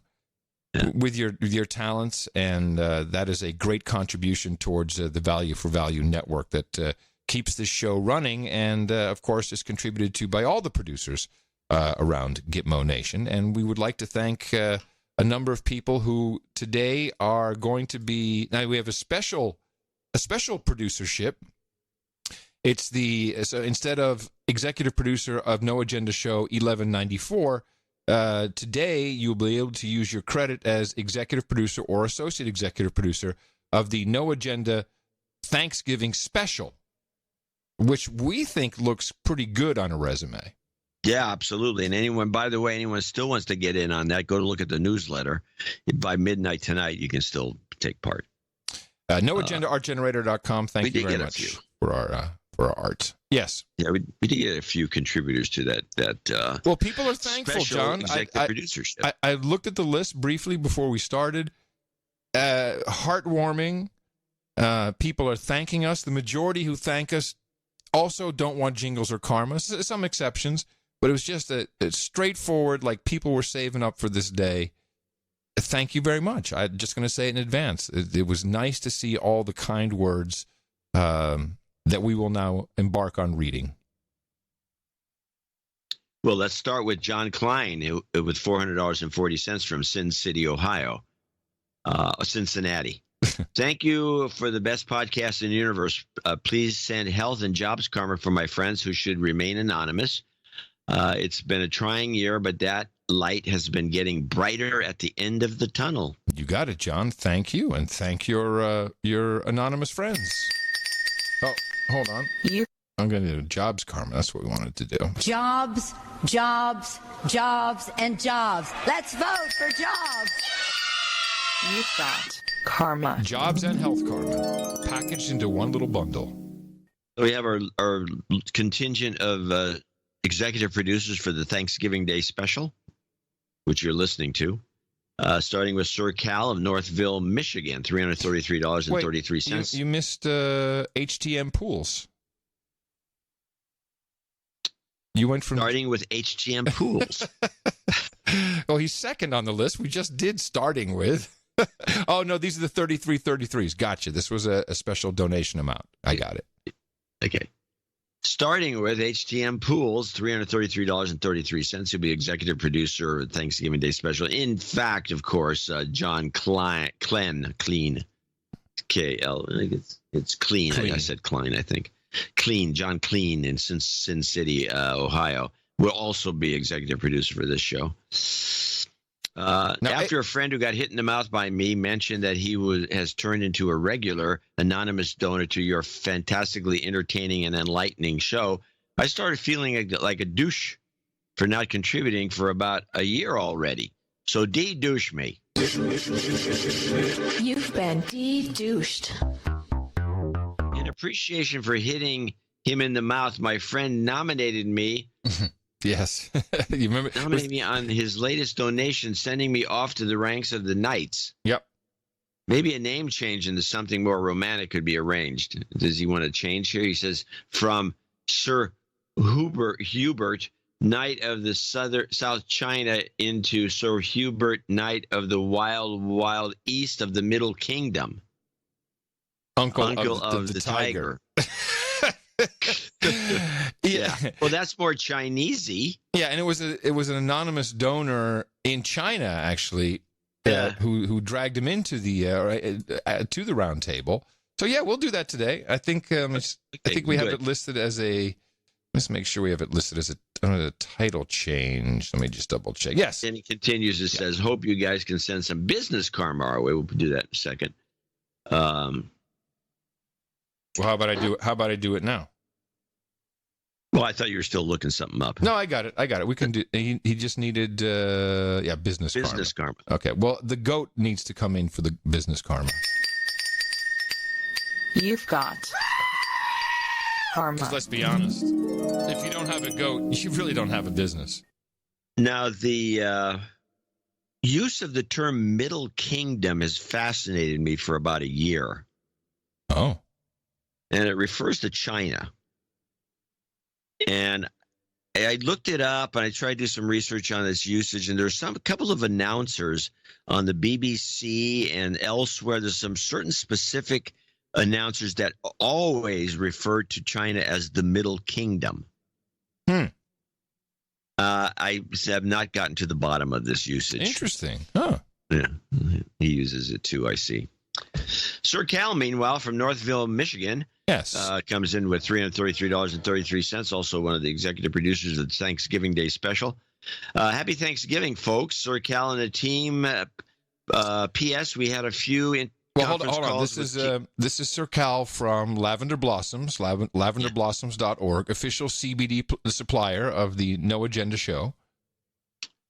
We had a few conference calls with Kevin Harrington, original shark on Shark Tank, and his team. Oh. They offered to propel us to new heights, but I had to decline. Our products are in over 20 stores and demand is growing. I'd rather rely on you, the listeners of the No Agenda show, to spread the word. Goat karma, please. What a great story. Now, this, if I recall, Cal was, I think it was a dude named Ben who literally bought the farm. He retired. He was sick and tired of it. I'm paraphrasing if it's wrong. He's still alive. Well, but he I didn't say he died. He bought a farm, and then he started to make CBD products. And as far as I know, the launch was kind of when he sent us some samples, and we liked it, and we had friends test it, and it was working well on cramps and arthritic hands, firefighters, all kinds of people were liking it. And now he's in 20 stores turning down some shark. We're like, hey man, I really love your product. Do you want to be rich? Do you like stocks and bonds? You want to be rich? I'm gonna leave your wife rich, man. That's how rich I'm gonna make you, Cal. You with your products. Just come over to our side. 10% of your own company. That's right. Yeah. That's how sharks usually operate. I'll give you $250,000 and you'll own nothing. Let's give him the Goat Karma, which will help propel the business to even greater heights. You've got karma. Sir Code Monkey comes in next with 333.33. Happy Turkey Day. Please give me a random L Sharpton, Sir Code Monkey. RESPICT. Random enough? Sir Matt in Melbourne, Australia. 333.33. Happy whatever you want to call it. From Sir Matt in Melbourne. You're Baron from down under. Looking at how many dollaroos, I don't know what he had to pay for this $333 because it came in as $333.33. He probably had to. It's got to be $500 dollaroos. Yeah, he had to pawn off his car. I have to do the accounting based on the matching program to see where I based on the matching. Yeah, 3x to see where I would be. But in real money, this donation bumps me up to the level of Viscount. So I'd like to be, I think he's on the list. I humbly request the alternative title of Viscount of Victoria. Then my next few donations will go to the Dame Drive to bring my daughter, who claims to be a reluctant listener as I drive her to school, but can sing along with the jingles. That's how the cult brings them in. That's how cults work. You got to have the damehood. It's exactly no right. Jingles, no karma. Thank you for your courage, Sir Matt.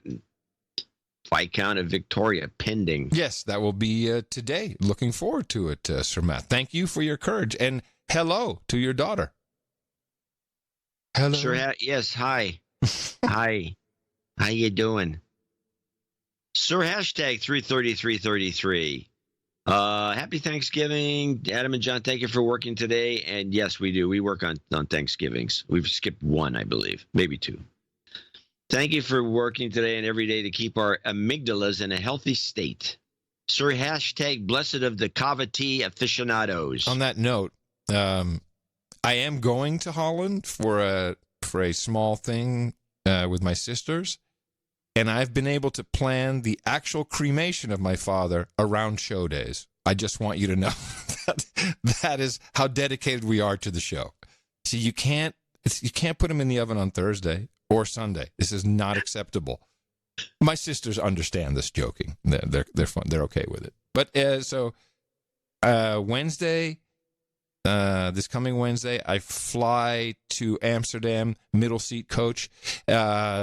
I arrive Thursday morning. I'll sleep. I'll prep. I'll do the show. Friday is when we have our family gathering. Sunday, and because I have to stay a weekend, otherwise the ticket $5,600 round trip. Stay the weekend. It's still $2,000. It's crazy. Did you ask for bereavement prices? You don't know about this, do you? No. Wait a minute. Can I get a deal? Well, is it too late now? I've already paid? No, actually, this tends to be for last minute. Oh, right. Maybe they can. Well, instead of bereavement pricing, I'll take an upgrade. Can you put me in business, please? Well, how do I do that? Do I say? I think you have to talk to customer service. I don't know. I've never done it. I just know it exists. Well. Anyway, so I do the show Sunday and I come back Monday. So that was as it relates to we do care about what we do here, and being consistent with shows and show times is one of the few but significant secrets to our success. Yes, it does make a difference. This is I mean, I'm reminded of The Good Place, the TV series, which is like one of these very cavalier. Rick and Morty's a little like this. Very cavalier. Let's put on some episodes this year and skip a couple years, put it on again, because we're so great that people will just keep coming back. And I get kind of lost interest. I mean, I'll probably watch the series, finish it off because it's the last season. They only do 4 seasons, which is dumb. But why did you lose interest? Because it's been over a year, I forgot all about it. There's really something about regimentation helps a lot. It does. Habits. Yeah. These sorts of things are important. It turns out that, if you get into a groove about something, and then all of a sudden it disappears, and then you've lost the groove, and I've heard of it. I'm not going to go. It's true. So we work on Thanksgiving because we're freaking paranoid. Yeah. We have never run a rerun on this show. A rerun? Ever. No, never done a rerun. No. We've done specials. Occasionally we've done interview shows. Everything's fresh and new. Pretty much. Or it's been remixed to be fresh and new. Just a little lesson for you podcasters who think that you can just cavalierly do a show whenever you feel like it, because it's a podcast. No, end of lecture. Onward to Sir Ray Jacobson in Ashland, Virginia, who also comes in as the Thanksgiving Day executive producer. I give thanks to no agenda exists. I'd like to request family vacation, Karma, and that my grandson can attend. Insert family drama here. His mother is denying an upcoming fun-filled Florida vacation to a 4-year-old with his dad, and possibly the last time in his life to meet his great-grandmother. Goat Karma would be best. Oh, yeah. The family drama like that sucks. I would say, particularly because meeting your great-grandmother, my daughter met her great-grandfathers, and I think was valuable. For me, certainly. For them. For you. For them and for me. Kid can't remember anything. You've got karma. There you go, man. Thank you for your support. So, it's like we're talking about, a couple of years ago when we were in London, we were going to go to Paris on a side trip, since we're all over there for that big kind of a meetup. We had a meetup. But we couldn't arrange it. It's too many people. We never got over there. We just stayed in London. And I think Jay was lamenting this, and I said, "You've been to Paris?" And she says, "Yeah, when I was 2. It doesn't count, does it? Yeah. And it doesn't count. No. Sir 10T, the Duke of the 7th Federal Reserve District in 33333. And he says at the beginning, no harm, no foul. Crackpot and Buzzkill, thank you both for your twice weekly dose of sanity on Thursday and Thursday. And my best wishes for today's celebration of the harvest. There we go. There it is. He's starting it. There's the harvest. It's launching on our own damn show, John. Yeah, that's what happens. Yeah. No agenda. What better show? And anyway, harvest to all the No Agenda producers, especially those in the 7th Federal Reserve District. This donation is to be applied to the knighthood of Jofo, who manages XYR own accountants. Zur. Please, I won't be able to read this stuff in the future. Please play the jingle requests. China is asho. It's true, and a Fletcher call out. Foley he wants a call Fletcher Foley call out specifically. Interesting. Keep up the great work, Sir 10T, Duke of the 7th Federal Reserve. China is asshole. That's true. Foley! Okay. We did it for you.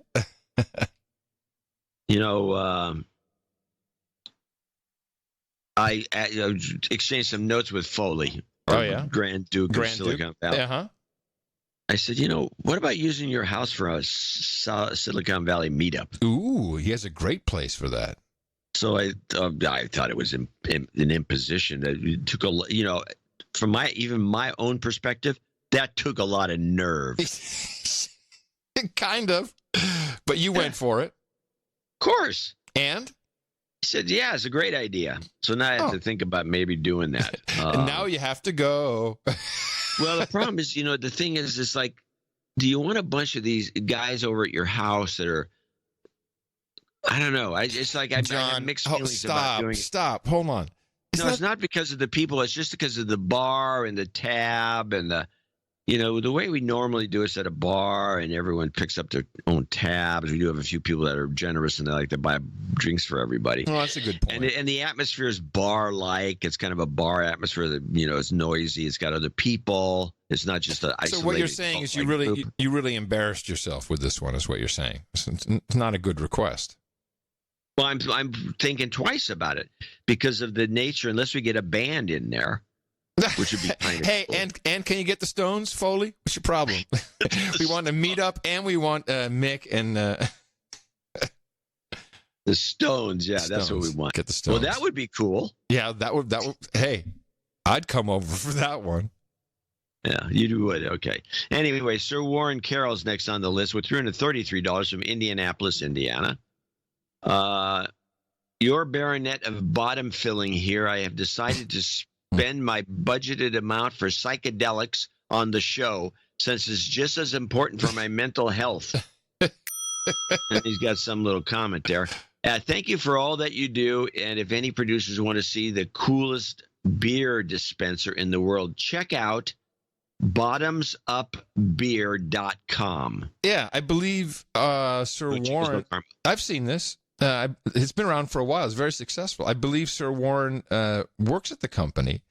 This is the company that they have a bar top, a tap, and you put the glass on top of it, it fills up from the bottom, which has a lot of benefits. The main one we've talked about on the show. The main one to the bar is it significant increase in profit because less waste, etc. It's a cool device. Bottoms Up Beer.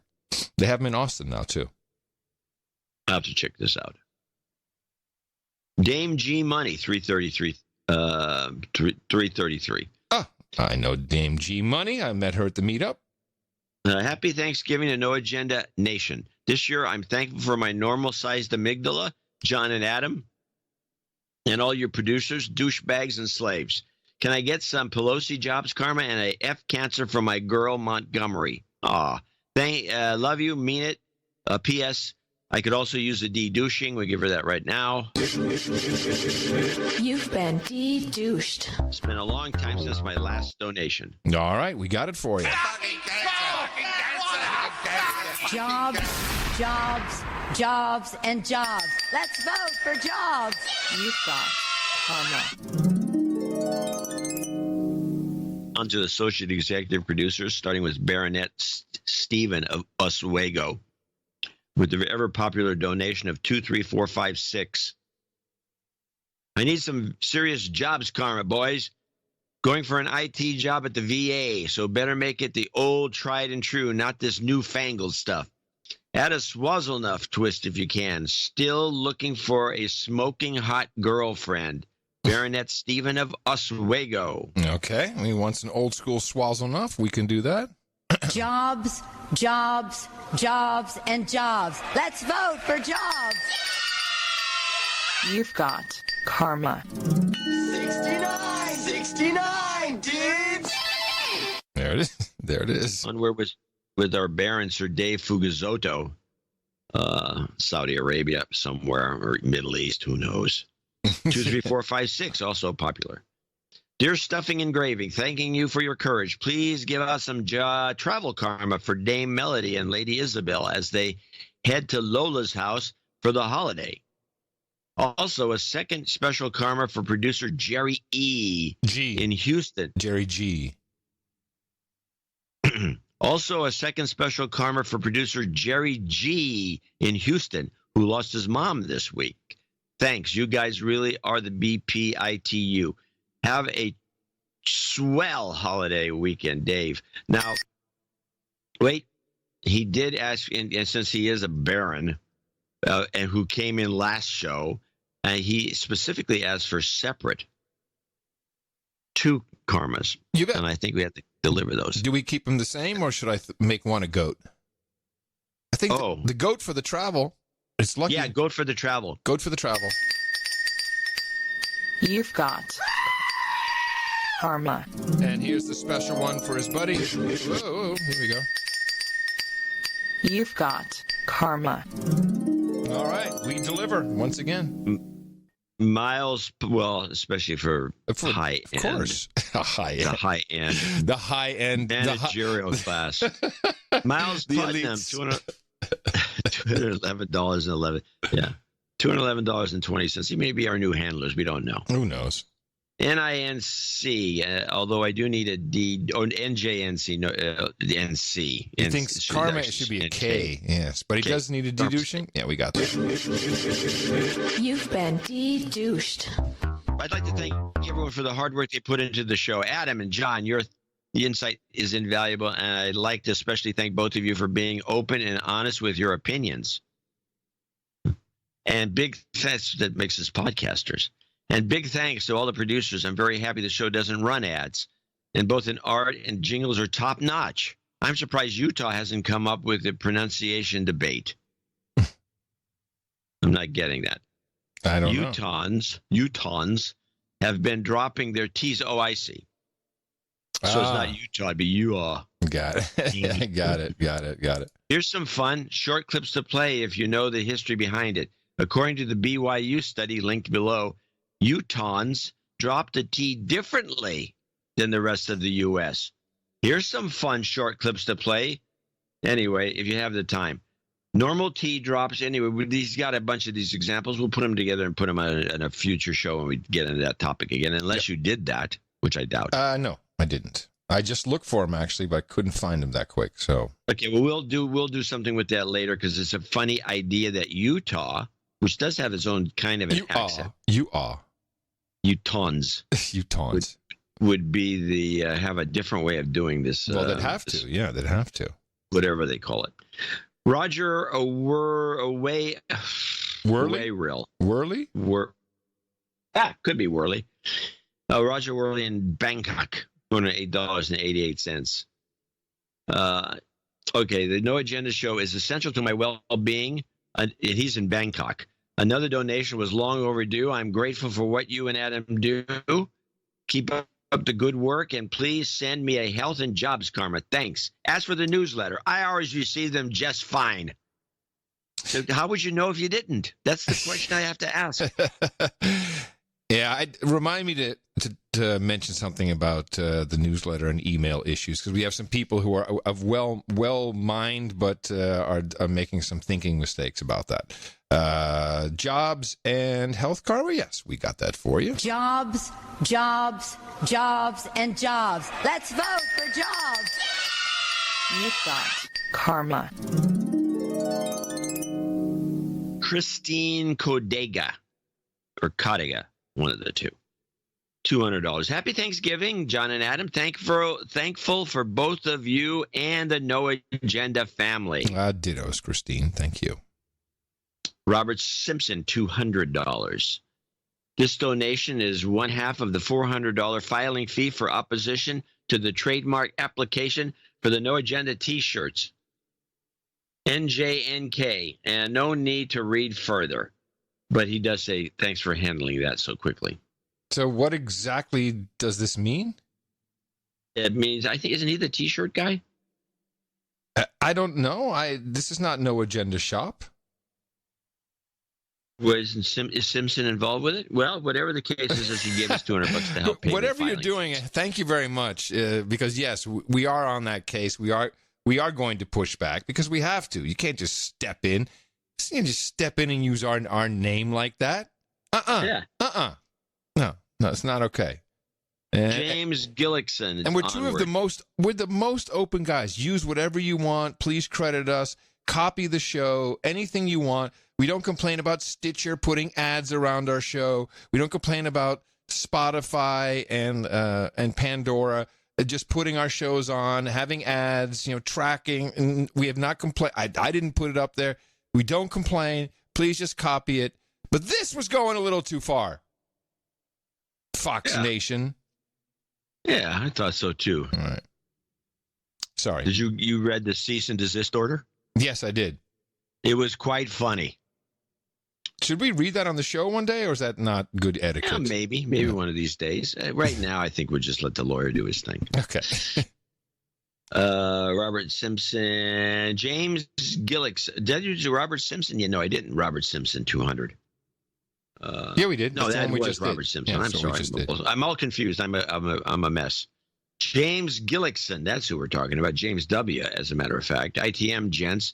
Today, I'm truly thankful for all that you do to keep us sane. I would like to ask for some health karma for my brother and fellow producer, Tom Gillickson, who will be having a procedure this Friday. Ooh. He would like a foamer and any Rev Al mix to be appreciated. Oh my God! Woo! Listen to that horn! Thanks to you, Ed. Is this Groundhog Day 2? We are watching that was Attorney General Eric Holder, ABDs, about some Republicans at home are already beating the drums of war. Today, the Pentagon refuted that claim. And he said the American people do not want him to, quote, dwindling. They do not want him. Karma. Okay, Al. It's so much. And that guy gets a lot more money than we do. Oh, yeah. Xander Wallachia, I'm thinking. $200. He's in New Jersey. Hey, John, can we just stop for a second? Your Skype is really scrunching. Maybe you can switch Why networks. don't you call me back? Okay. Are you going to change networks, or you just want me to call you back? First, just call me back. Okie dokie.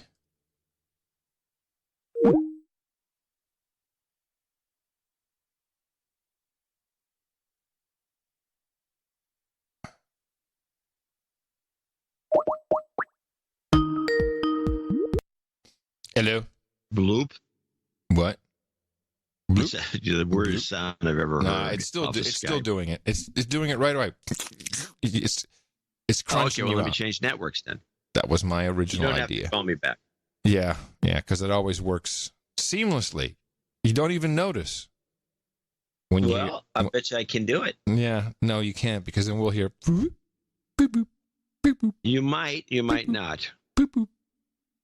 Well, if you're going to make that sound, let's try that. I'll do a countdown as I'm making this change.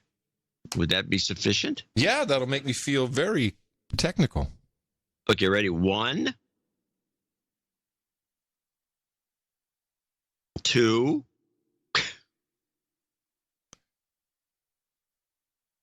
3.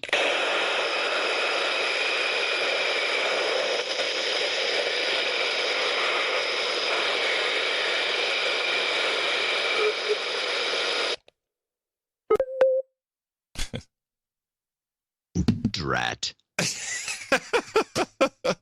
I heard that sound too. Bloop bleep. Bloop bleep. Yeah. But it's really irksome because we used to do this seamlessly. Yeah, you were able to do that. What are you on now? The Comcast or the? No, now I'm on Sonic. That was Comcast before. Yeah. But you didn't... And Sonic always craps out in about an hour. It just goes dead for 10 seconds. Damn. The Comcast is generally more reliable. But don't forget, we had a lot of storms here. So. All right, hold on. Let me see where we were. Let's make sure we're doing what we're doing here. I'm thinking. Oh, yeah. Xander Wallachia. Yeah, you're going to start with Xander. And I'll count you in. 3. Xander Wallachia. 2. Oh. I thought you were doing a silent count when you started with 3. I'm doing the same a-hole count you just the same did. a-hole thing I did. Very funny. You're good to go. You're a card. Okay, 3, 2, 1. Xander Wallachia, 200. He's in New Jersey. Jersey! Jersey rules, or whatever you say. Jersey strong. Jersey strong. Jersey rules. First things first, happy Thanksgiving, John and Adam. When most media douchebags have checked out for the week, as they have, We can always count on the two of you to continue to inform and entertain us. The news cycle doesn't stop. That's right. I took a look at the last time I donated. It wasn't since episode 760. That's too damn long in my opinion. My opinion, too, actually. That's okay. You guys offer a lot of value, so it's about time I provide some value in return. It's a holiday, so I'll spare the douchebag call-outs against the freeloaders. They know who they are. My smoking hot wife and I are planning to move to Pennsylvania in the new year. May we get some house buying karma, please.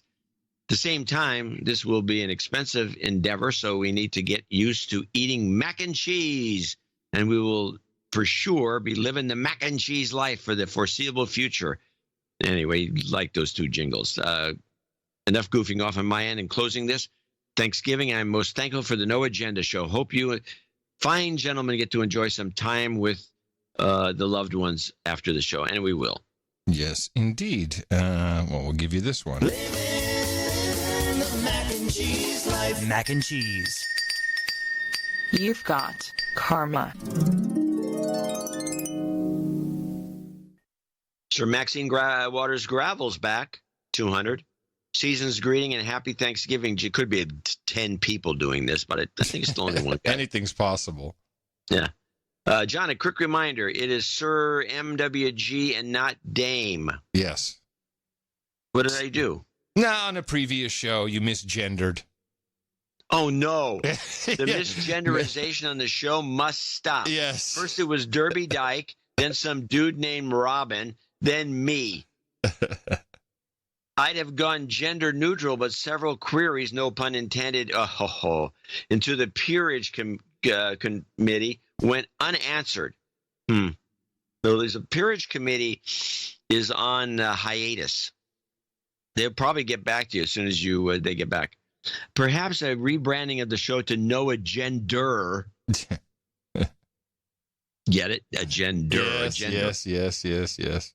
Is in order. Anyway, jingle request. Biden whole load. Whoopi, get out of my vagina. JCD, electrifying my balls. And Peterson's, that's wrong. Perhaps whether that's true at the very end. The Love Light and Turkey, MWG. I'm just looking for the Peterson, that's wrong. Oh, here it is. Peterson's, that wrong. And then what's the last one? That's true. That's true. At the very end. Okay. All right. No, that's quite a lot to look up. And I actually gave it a little extra twist. I'm going to give you the whole load today.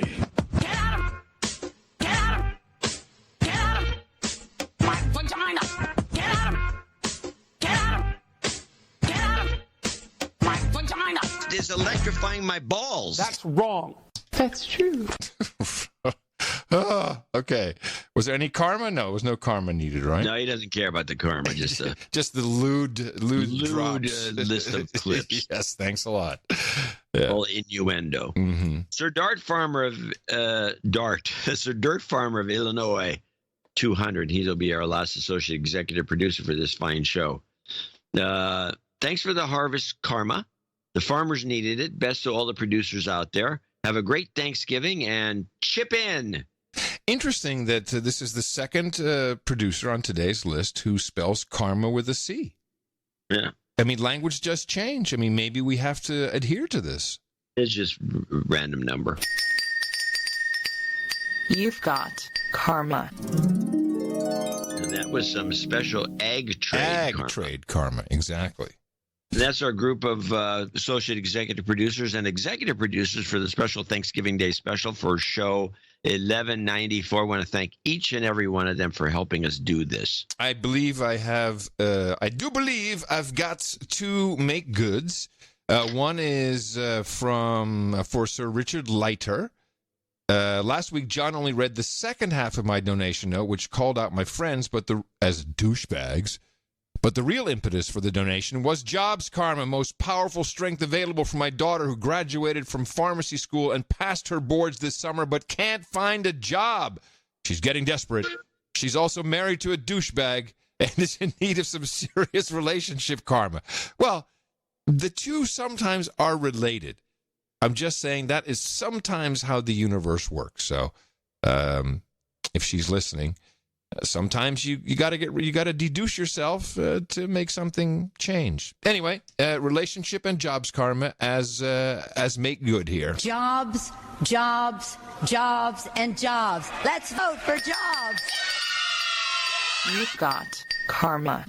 And also got a note from Jennifer Oakley, which is important. He says, forgive me, Adam and John. I meant to send this email much sooner to address the donation I made for my husband on episode 1175 in the amount of $210.25 for our anniversary. I failed to ask for the donation to be made in his name, Matthew Oakley, so he could get the credit as producer for the episode, as he is actively seeking employment and would like to use the credit on his LinkedIn and resume. Are we able to rectify this? Yes, in fact, I would say, because it's a job-related thing, and it's for the LinkedIn. If it's okay with you, John, can he have a special? Can he have the Thanksgiving special? Associate executive producer for the Thanksgiving Day special. Yeah, because that'll look really good on his resume. Yeah, it would be easier than editing the old thing. Just put him on the list. Exactly. It's a make good. That's what you do. You read my mind. Let me just make sure we. It's like, how can we make this easier? Hold on a second. I just want to make sure I do this properly. If I don't, we're in trouble. What's his name again? Matthew Oakley? Matthew McConaughey. Matthew Oakley. Oakley, EY. Okay, good. And then she goes on to say, I also asked for jobs karma for him, which he did not receive, and since the show is still not found employment, so as a desperate plea, can he please receive and make good on jobs karma, so hopefully in the future I can report back that job karma works. The sooner he gets a job, the sooner we can donate. That's not what it's about. The last request, please dedouche him, as this was our first donation. Okay, you got it. Sorry we missed all that. You've been dedouched. Jobs, jobs, jobs, and jobs. Let's vote for jobs. With a goat. You've got karma. And thank you to all our executive producers of the No Agenda Thanksgiving special and our associate executive producers of the No Agenda Thanksgiving special. It will look very good on your LinkedIn. Make sure you send a link or post something so that we can see that. And thank you for your courage. Thank you for your thanks, really. It's noticed and it's appreciated, particularly on this day when we give thanks and when we're also here when most people aren't. That's our way of thanking you. Value, meet in the middle, perfect. If you want to help us out even more, Sunday, we'll do it all over again. Go to Dvorak.org/NA. And you know everything about the history of Thanksgiving. Once again, propagate. Our formula is this. We go out, we hit people in the mouth.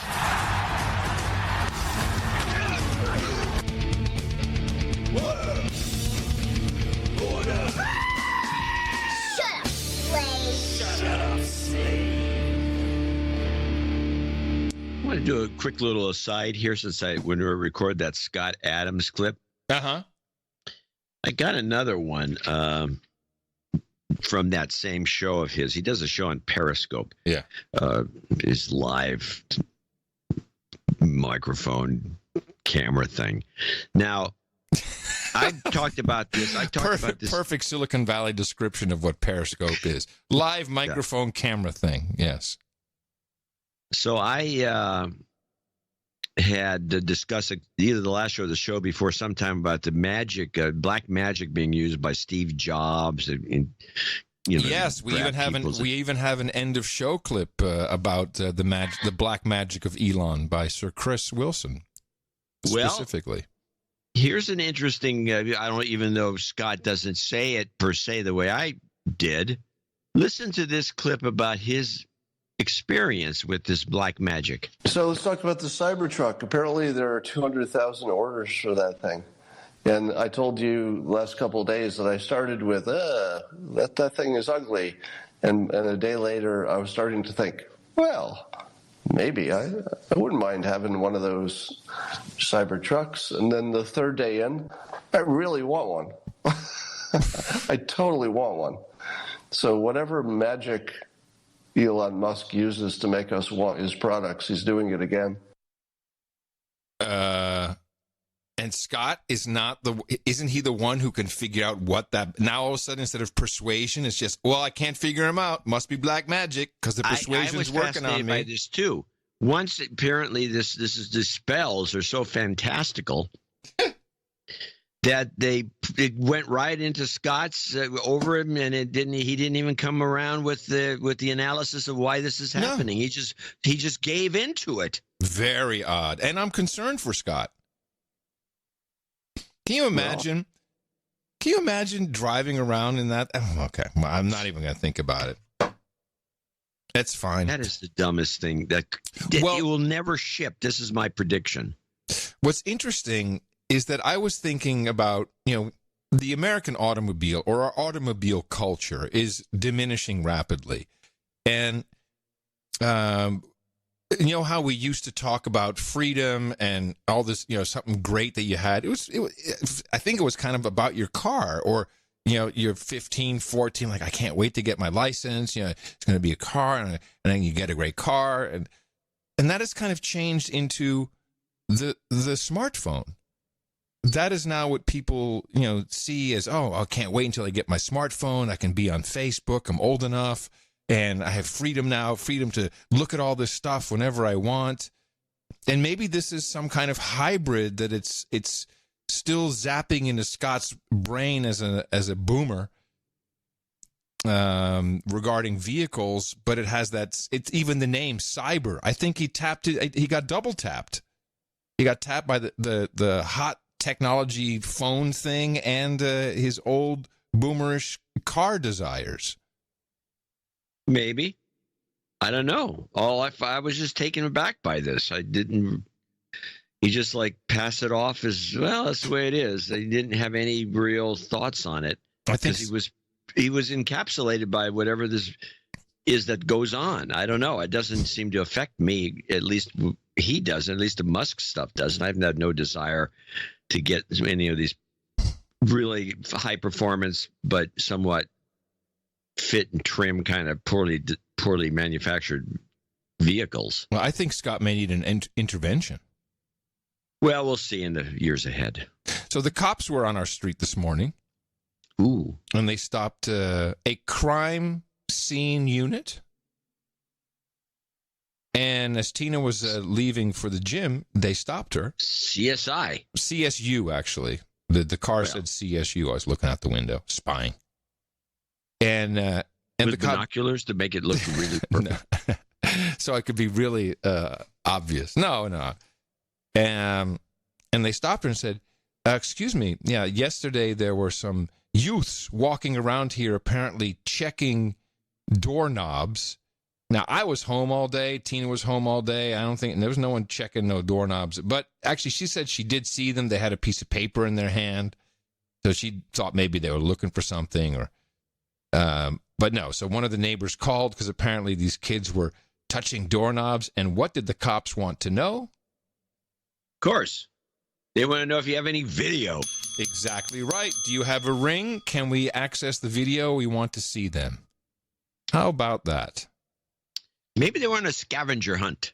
And, if we had one, I would have said no. I think Tina would have disagreed because she kind of would have said no to some kids on a scavenger hunt? I would have said no to the cops asking for Ring video. Oh, yeah. Well. I said, no, you can't have that. Go away. Nothing happened. Give it a crime scene unit. But, of course, they were black, so I'm sure that the white neighborhood got all riled up by it. But, yeah, they were probably on a damn scavenger hunt. Who knows? But they were out there for an hour before the show started, waiting for other neighbors to come out and ask them for Ring video. That's what cops do now. I mean, there's nothing left to do in Austin unless something happened. But they didn't. They said no. There were just some kids checking doorknobs, and we're looking for Ring video. Behavior. Yeah, but that was yesterday, and I'm sure there's something going on in the city. And they're here for an hour. Sure, there's a lot more going on than these punks coming around. They're here for an hour looking for Ring video. I think there's better ways you can do that. I would promise I would come back to the what was it about? It was about something in one of the donations. You were going to help me remember. I don't remember about saying about the email. No, okay, it's about the email being received or not. So, you were going to bitch about the email. Oh, I'm not going to bitch about it. I just want to help. Well, you should. I want to help people understand. And we also, by the way, we have an insider at MailChimp. Thank you very much for your courage, Anonymous. He explained exactly how MailChimp works. But I'll relate that to some very good initiatives people are talking about on noagendasocial.com. Can't say that enough. It's a great place to hang out with the Gitmo Nation, noagendasocial.com. You can get an invite at any of the show notes, noagendashow.com. The thinking is, hey, since there's a problem with the email, why don't we start an email server, and then everyone can have an account on that email server, and then it'll be guaranteed delivery. And I said, this is one of the worst ideas you can have. The idea is not to centralize on the internet. In fact, the opposite is better. Everyone should actually have their own email server that they can control, because I've never missed out on an email because it comes into my server. But I want you to understand the issues, besides the obvious that no one should even think they want to be responsible for anyone else's email server. This is a nightmare of epic proportion. You will get so much. You will be doing that full time. You'll be administering all kinds of things that aren't working right for people. It's just no. And there is no protecting your so-called great solution from the perils that are email on the internet. And I was reminded of why these problems occur from our insider producer at MailChimp.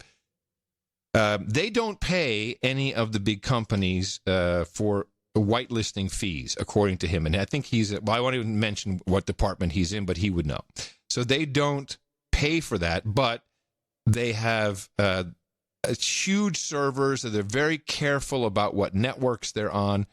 Because here's the issue. If I have a server at home, I've done this, you have an email server. If your ISP will even allow you to send on port 25 the SMTP protocol, if they'll even allow it, most don't, all you need is for one a-hole on your entire network segment to do something with spam, his IP address will get reported, and the entire network block that goes along with that also gets reported. And this is apparently what happens to MailChimp from time to time, is because they have cloud infrastructure, they continue to switch IP addresses, and over time an IP address of a mail server builds up trust, believe it or not. It's Bayesian, but there's also Google and Yahoo and all these guys have big algorithms that learn how to trust an IP address that's sending email. And again, you get one guy in the same data center who sends out a whole bunch of crap on spam, your IP address gets demoted or blocked. And so MailChimp is constantly switching away from these networks that are reported and blocked, and that's why it's intermittent. And I believe this is probably the problem. And to add to that, when you send the email, it's not like your email just goes out, our newsletter is in one batch. No, it's lumped in with tens of thousands, hundreds of thousands of other emails going out, and it gets into the queue. And so you're sending along with other people. Someone else's email could have something shitty in there that Google Gmail doesn't like, and then ours comes right after that. Gmail has already taken measures to block it. So it's been ruined. It's a nightmare. It truly is. And there's very little you can do about it when it comes to mass emailing, other than, I would recommend people learn how to set up their own email server. It can be a very cost-effective. Let me just say one thing. Okay, go ahead. I'm stopping you for the following reasons. First of all, you go on and on about what a nightmare it is to set up an email server. And now you're recommending it. No. Make up your mind. No. First of all, stop bitching at me. I'm in no mood for your shit. Because you're just doing it to be a dick. No. No, because you contradicted yourself. No, I'm saying you don't want to host an email server for a whole bunch of people. You want to decentralize. I said that specifically. Decentralize. And then you personally have to take great care for the trust of your own network. You can't have someone else do that. You have to do it. You have to. What? Most people don't have the time to do what you just described. Well, then most people are just going to have to live with shit email. And that's what they're doing as we speak. And I disagree. I think that it's relatively simple to set something up with you know what? I've been preaching do your own email for as long as the show's been on the air, and mine's fine.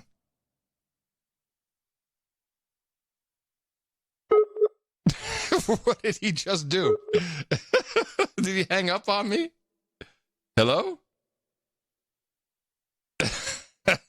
Wow. Well, that's rude on a Thanksgiving, no less. That you can just hold on. I lost everything. You can hear. Here's how it ended. Oh, make up your mind. Hold on. No, listen for the trust of your own, have to live with shit email for as long as the show's been on the air, and mine's fine. What did he just do? So when I said that, you dropped off. So I hung up. I hung up on you. No, you did not. Okay. Hold on. I'm going to start it again. Okay, you're good. I'm going to say something positive here, so you don't grouse. And it's the way that I downloaded that Ultimate Mint 19, which is an all-encompassing Linux distro with everything you need to really, if you had a little company and you wanted to put everybody on, you wouldn't have to buy any Microsoft licenses. You could install this on all the machines in your office, and it would be fine for 90% of everything, unless people have to use Photoshop, let's say. Why isn't there a downloadable Linux distro with exactly all the elements that you're talking about, an email server, simple to maintain, a server that you can just download and run, and boom, you're done? Why do you say that there isn't? I'm just asking if there is then. Totally. Absolutely. Oh, so that's what you're using? Well, I've hosted mine at home. Currently it's been in the cloud and on a network segment that I pay extra for, so that IP address is trusted. And I pay almost nothing for it. It's the free tier because there's not a lot of data really that comes in and goes out, and it's been running just almost completely unattended for 8 years. But that was a setup with something called iRedMail, which was not the same as a distro you download and set up. My point is, no. You say people don't have time. Well, okay, then shut up about not getting the newsletter, because when you I'm the one complaining about them not getting the newsletter. No, people complain about not receiving the newsletter all the time, but they're on Gmail. So when you get what you pay for, hello. So Gmail is not a great solution to anything. Nor is Yahoo Mail or AOL Mail. Proton Mail seems to be working pretty well for people. So far. Yeah, and again, because you just don't want to have a big centralized system.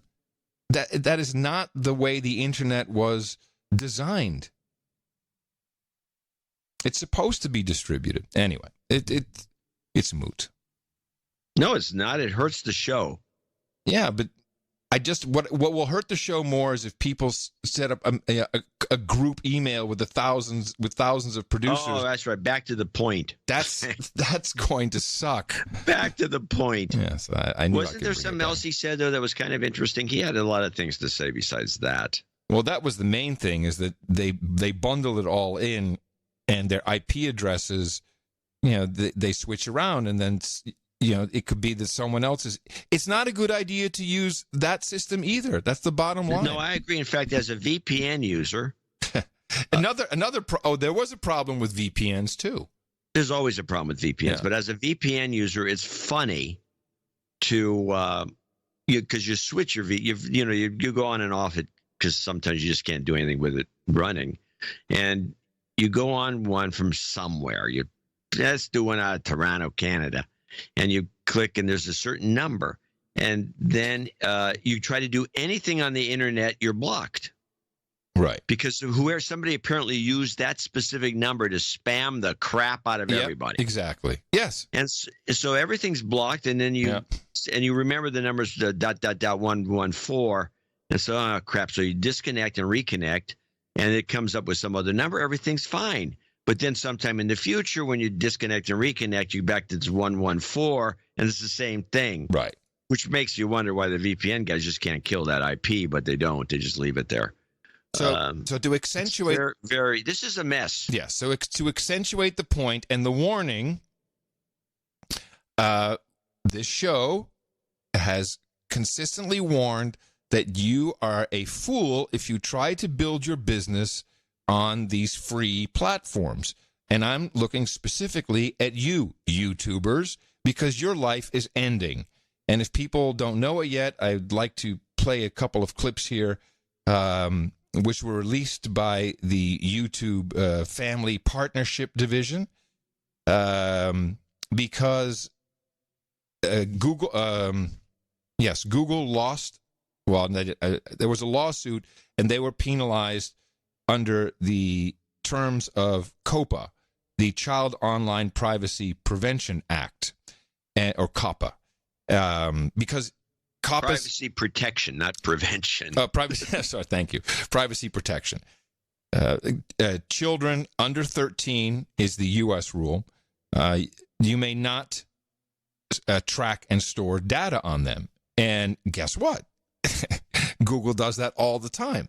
But now the YouTube videos become a problem because there's the artificial intelligence can't figure out what the intent is. Is this good for a kid? Is it not good for a kid? Should people under 13 be able to view it? So they have pushed this onto the creators.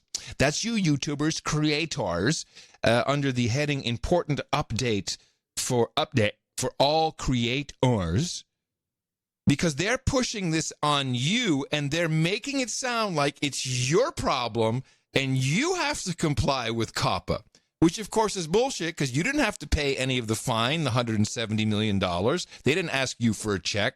No, they have to comply by knowing that they can't track a behavior of users on certain videos. So instead of an age verification check, which they can't do, I mean, it's just not going to happen, then no one would watch YouTube anymore. They're going to say, well, creators are responsible for marking it as kid-friendly, which, by the way, means you can't make any money because we can't personalize ads. As they can get a generic ad. It'll only be for stuff for a certain age group that, basically, I got the clips here. In fact, we'll get into it, and then I can explain more about the problem is because... Well, yes, I do have there is one simple, easy fix that is just beyond me why they just don't do that. What's that? Stop tracking people. Yes, but then how would they monetize? We can't monetize if we don't track people. Here's the important update. If you create content for YouTube, this video is very important to watch as it describes changes to the upload process, all of your existing videos, and potentially your monetization. Oh, Hi, yes. I'm Lauren, and I'm the head of family partnerships here at YouTube. Hi, Lauren. I'm going to go through important new requirements for all videos that you should take action on as soon as possible. I'll provide some background on what's happening, walk you through a new audience setting in YouTube Studio and how to use it, and then answer some questions you might have about this update. I already want to kill myself listening to the background music. Back in September, we shared the steps we're taking to address a recent settlement with the U.S. Federal Trade Commission that will help creators comply with the Children's Online Privacy Protection Act, known as COPPA. I love how they make it all about you complying.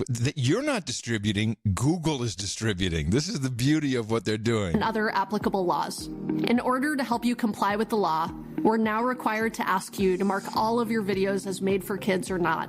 You know your videos and audience best. So we've launched a new audience setting that lets you tell us if your videos are made for kids or not. In addition to this setting, we'll use machine learning systems to help us find content that is clearly made for kids. But don't rely on our systems to set content for you. Like all automated systems, it's not perfect. If you don't set your audience, or if we detect error or abuse, we may set your audience for you. But in most cases, We'll rely on your audience setting to determine whether a video is made for kids. So this is really interesting. What is something that's made for kids, and or is it not friendly for kids? Now, I think the No Agenda cartoon is perfect for kids. Well, we will be demonetized, deplatformed, and run out on a rail because there's all kinds of stuff that makes it not perfect for kids. The topics are not perfect for kids at all. We have adult entertainment. We have language. That would be marked different, the adult entertainment one. It's worse. Here's a little rundown of the definition of made for kids. What's considered made for kids content? I think we comply. Per the FTC's guidance under COPPA, when deciding whether or not your channel or video is made for kids, you should think about factors like the subject matter of your video. You want to run down the subject matter of our videos so we can give you a little idea if that's good or not? Whether children construction. Yeah, no. Okay. Let's look at animated No Agenda. And even just the titles, I have a feeling, are not going to comply with what they're looking for. We have Noodle Boy, Fartgate. Well, that's for kids. You're right there. Vocal Fry. We've got Pagace Poopin'. We've got the Club 33. She Looks Dateable. Yeah, that's really good. We can do that one, John. I'm sure, no problem. Defining sexual harassment. Oh, listen to YouTube. Or your intended audience for the video. Whether the video includes child actors or models. Whether the video includes characters, celebrities, or toys that appeal to children, including animated characters or cartoon figures. There you go. Whether the language of the video is intended for children to understand. No. Whether the video includes activities that appeal to children, such as play acting, simple songs or games, or early education. Or jingles. Whether the video includes songs, stories, or poems that appeal to children. Douchebag. And any other information you may have to help determine your video's audience. Ultimately, we can't provide legal advice, so we're unable to confirm whether or not your content is made for kids.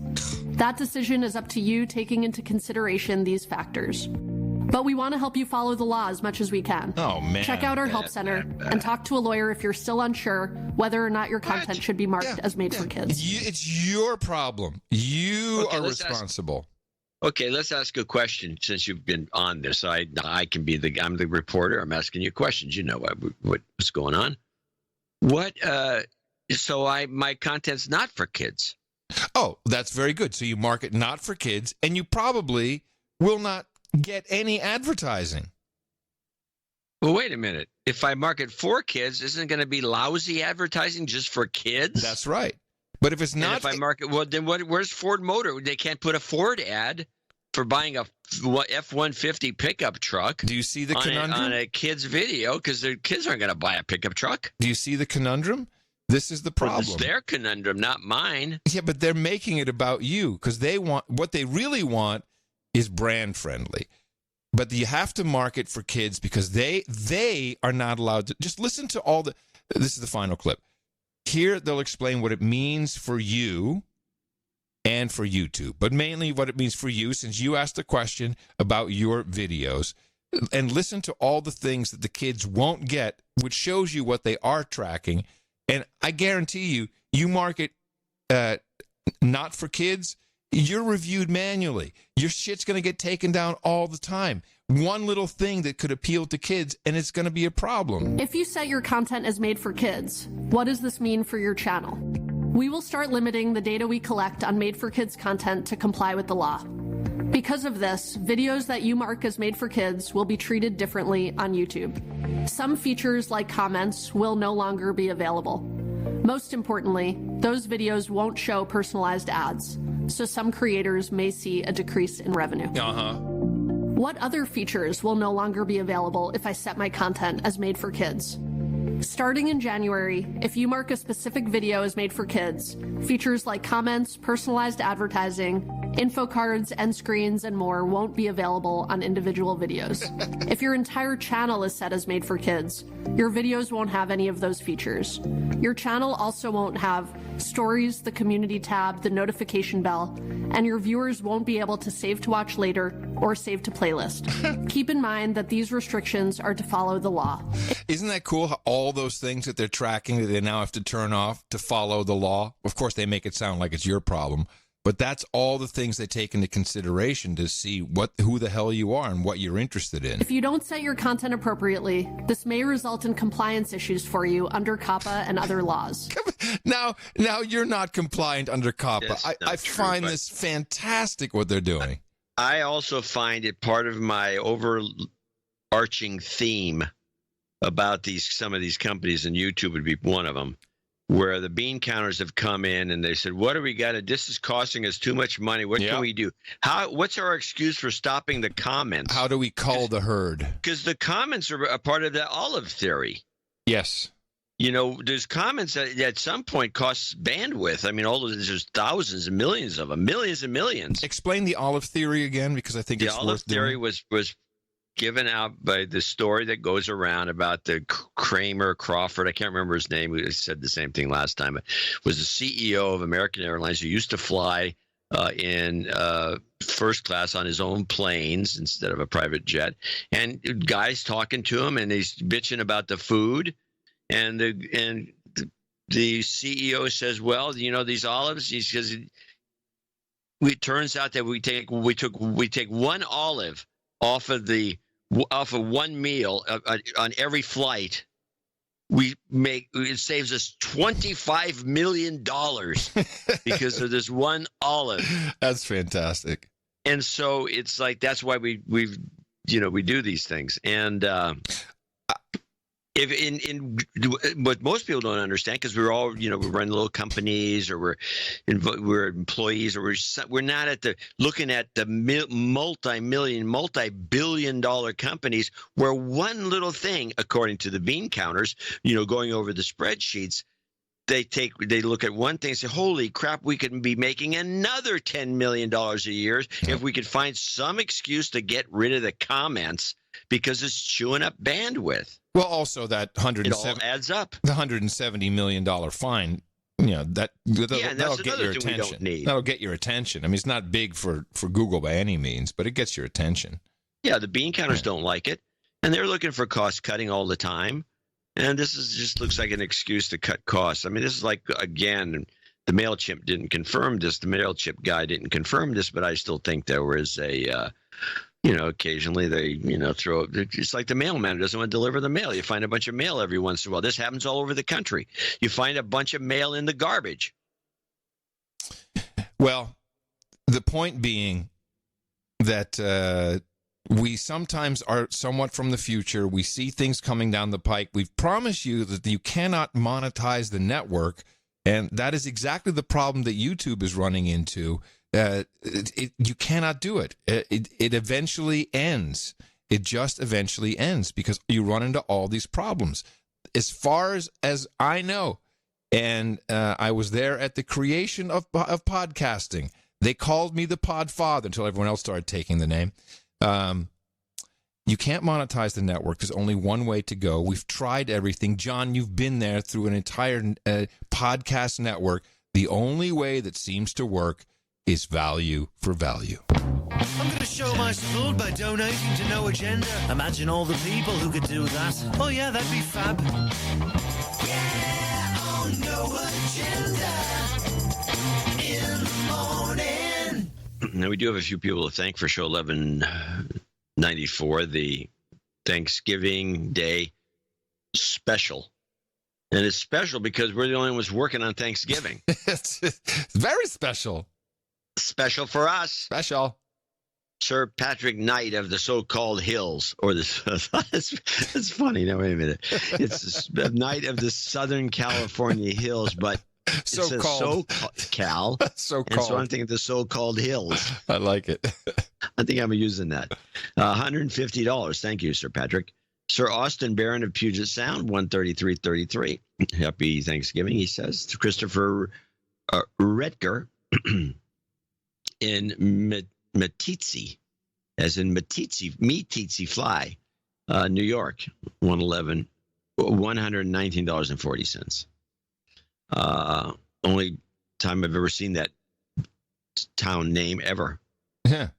Sir Marcus of the Hinterland, $111. Julian Erickson, $110 from East Boston, Massachusetts.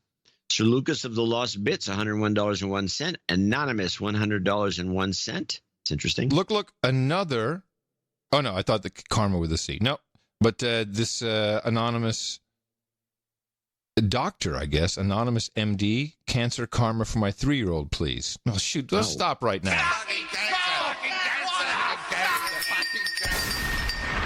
You've got karma. Yeah, we break for that shit. And we throw in definitely. a goat. And we throw in a goat. You bet. Sir Steve, $100. Jason Gay, $100. Sir Scott Morgan out of Austin, Texas, $100. Stop. So this is the donations that came in from the 512 local meetup. And Sir Scott wanted to make sure that that everyone heard that he didn't just take the money and run. He's always very worried about stuff. And also to please go to noagendameetups.com and get in touch with Scott. He set up an email server because they're doing, I think, December 6th, I believe, which, of course, sucks because I can't be there. I'll be in the Netherlands. They're doing the 5112 local shoot night or something. They're going to the range. Ooh, shooting. Yeah, shooting. So thank you very much to the local 512 donations. And thank you, Sir Scott. That came in as one of those bank checks. It's interesting. Yes, that's why. Yeah, because he collected the cash and he sent it off as a check. Sir Chris Gray of the Isle of Wight, 8888. Oh, I know we had anybody there. Mm-hmm. We should all be thankful for No Agenda, he says. I used to fly there all the time when I lived in Guildford. Yeah, what's it like?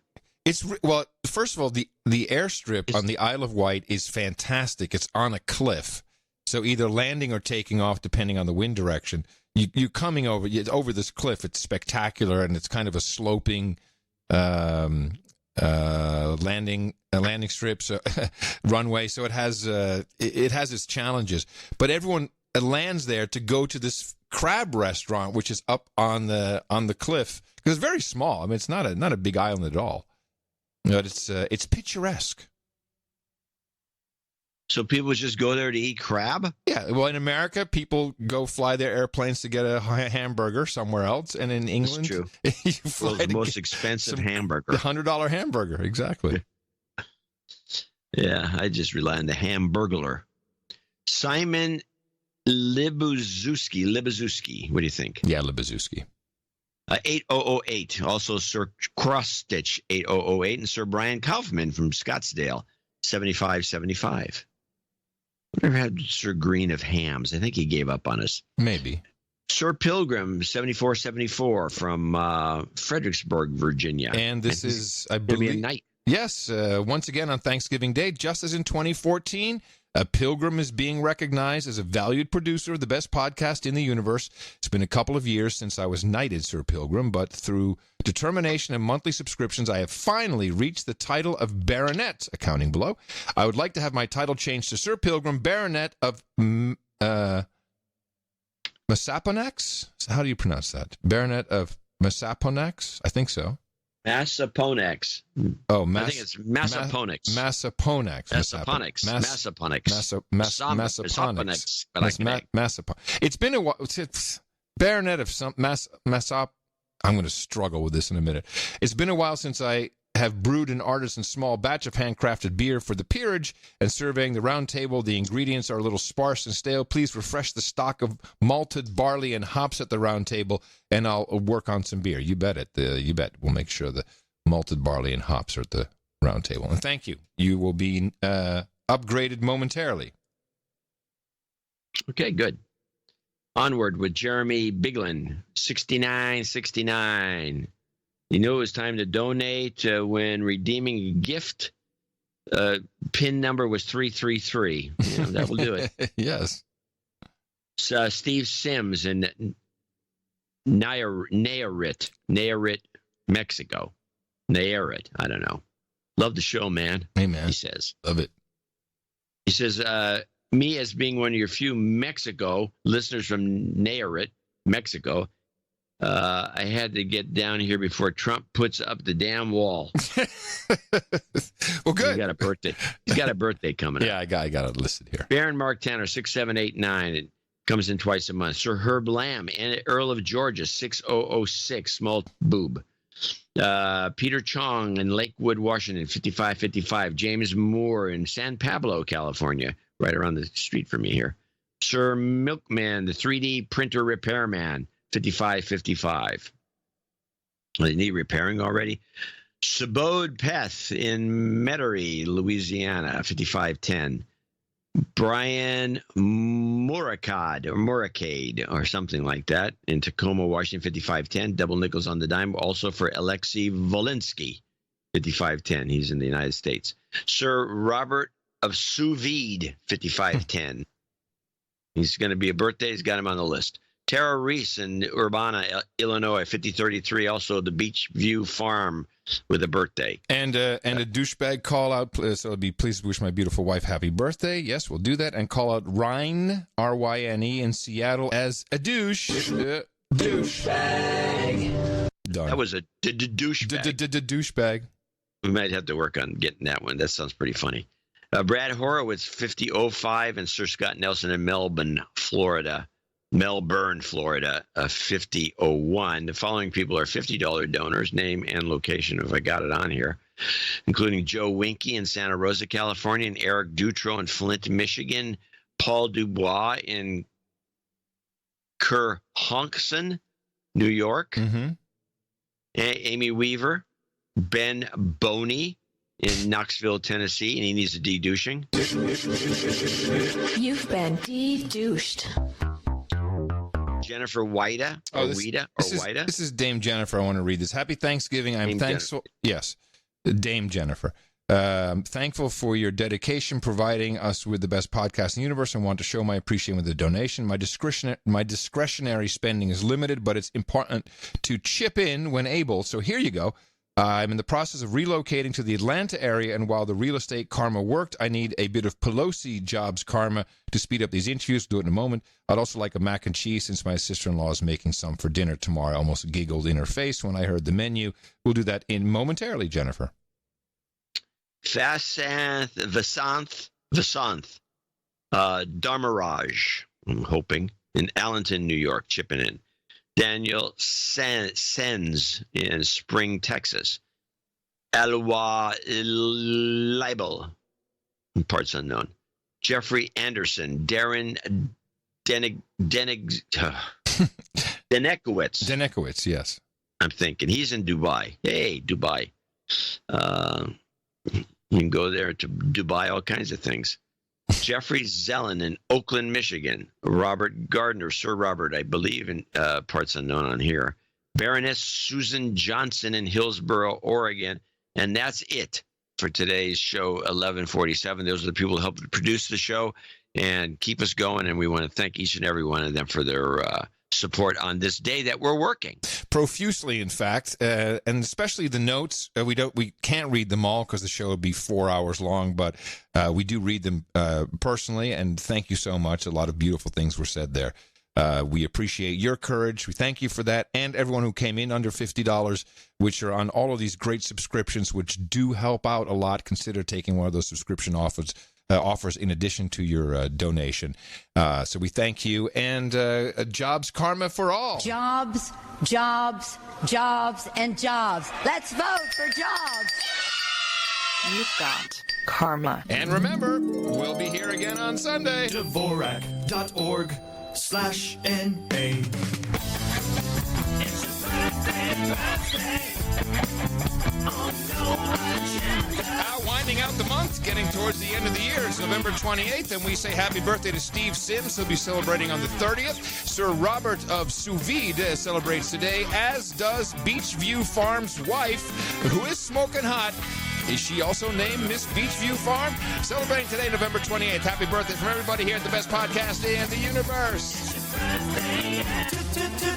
Title changes, turn and face the slave. That's changes. In the upgrade lane today, Sir Hubert becomes Sir Hubert, Knight of the Wild East of the Middle Kingdom, Uncle of the Tiger. That was a restatement of his name, and appropriately so. Sir Matt in Melbourne becomes Viscount of Victoria, and Sir Pilgrim becomes Baronet of Massaponax, we think. Congratulations on your title upgrades. That will be reflected everywhere you change it, because that's how the No Agenda show keeps track of everything. It's a pretty cool honor-based system. And thank you for your support of the No Agenda Show, best podcast in the universe. Before we do our meetups, I would like to do our one. We have a daming today, so that's a singular, which does deserve a special turkey blade. Yeah, there you go. Isn't that very nice? Mrs. Mike Clark, come on up here to the podium. You are now officially at the round table. This is where the knights and the dames feast on all kinds of goodies. Certainly you know what a lot of them are. And thank you for your support of the show in the amount of $1,000 or more. I am extremely proud to pronounce the KU Dame Kitty, Dame of the No Agenda round table. And for you, we have hookers and blow, rent boys and Chardonnay, or as you wanted, Kahlua and cookies, maybe some malted barley and hops. How about some Parliament and pale ale, or maybe harlots and haldol, vodka and vanilla, geishas and sake, Rubenesque woman and rosé, mutton and meat, ginger ale and gerbils. No. We'll just stick with breast milk and pablum for today. You can go to noagendanation.com/rings. Eric Dashiell will take your finger size, place where we can send everything off to, and please, put that on noagendasocial.com, somewhere we can see it. We'd love to see people with their rings. No Agenda meetups. Yes, it's like a party, and they're being held all over the globe, and people are getting tremendous benefit from this. A quick overview of what's coming up on Saturday, the Southeast London UK number 5. That'll be at 2 o'clock in the afternoon at the Real Ale Away. Also on Saturday, the local 805, Santa Ynez Valley, California, 5 o'clock. This is Baron Sir D.H. Slammer and Baroness Dame Bang Bang. If you've never met these people, go to that meetup. You'll love it. Find all the information at noagendameetups.com. On Sunday, the Old San Juan, Puerto Rico meetup. Now, this is Jambo Joe. Joe Winky, who will be hosting that. He must be in town for some kind of convention. We love the Jambo products. They're great. And then on Monday, an interesting day of the week, Kitchener, Ontario in Canada, 8 o'clock. This will be the Second Southern Ontario Slave Union. They're still working on their local name. And Sir Strumming, Knight of the Bog of Eternal Stench. That's Josh will be organizing that. And, that's what we have for this coming weekend, and I'll do the rest. We also have 2 reports briefly. There was a big meetup in Sydney, the Down Under meetup. Quick report here from Sir Chris Wilson. Sunday at the Gasoline Pony was a very successful meetup with 10 attendees, some from as far away as the Blue Mountains, Doral, and the Central Coast. Sir Andy Cantrell brought his goat along for extra karma. We drank plenty of Merrickville's finest ale from the local brewer, Willie the Boatman, and exchanged tales of being hit in the mouth, hitting others in the mouth, and how karma has been fortuitous for all of us in its own unique no-agenda way. Illuminatia called in for a chat and a photo with all of us on FaceTime. Well, that's good. I like how this cross-border thing, where there's a meetup and then people from a whole other country call in and say hi to everybody. Why does it kind of make sense to me that in some crazy Australian bar, someone would come in with a goat and no one would think twice about it? Oh, no, and it's totally cool. Hey, or some guy said, that's not a goat. This is a goat, mate. All right, movie joke. After many hours, many more ales, plenty of free and open-minded exchanges of ideas, and recording the Gitmo Nation national anthem on my Blue Spark digital mix I threw in my backpack, we said our goodbyes to those who took their life and family responsibilities seriously. And then they just went, I should read this. The rest of us, being Sir Ned, future Sir David, and Phil, and I shared a short taxi ride, Uber, to my home, oh boy, for pizza and red wine, including a 6-year-old Wyndham Estate Bin 888 Cabernet I'd bought a few years ago for Jean-Claude, but I figured it wasn't up to scratch when it was much younger. I must say it had improved remarkably with age. And then the Mossad handler, Sir Brian of London, called in from Israel. Sir Felix entertained us with his stories and no agenda banter, taking full advantage of our consumption of 3 bottles of wine over dinner and had us in tears of laughter. Sadly, Sunday rapidly came to a conclusion, and so was Sydney's train service, so we thanked each other for our courage, checked the timetable, and I pointed my fellow cult members in the general direction of the train station a few blocks away where they safely traveled and arrived home. Eventually, the next day I awoke with a hangover and a new episode of the best podcast in the universe on my phone and a smile on my face. And I will play the Gitmo Nation anthem as sung by our Sydney meetup at the end of the show. And then we have one other report. It's actually pretty good. From Sir Hendrik. He hosted the Utrecht report meetup in the Netherlands. Short report here for the Utrecht meetup, or The Hague, as you said on Sunday. I'm sorry. That's my mistake. It went well at the second location, D-Base, where at the same time a rock concert was happening.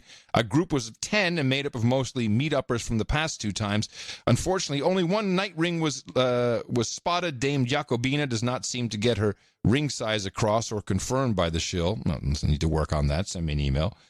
Other attendees included Ed van Dijk, Sir Ndepedy from Portugal, Peter Beukelman, Bas Lassonder, Guus Cadaver, which is like Gus Cadaver, just the way it sounds.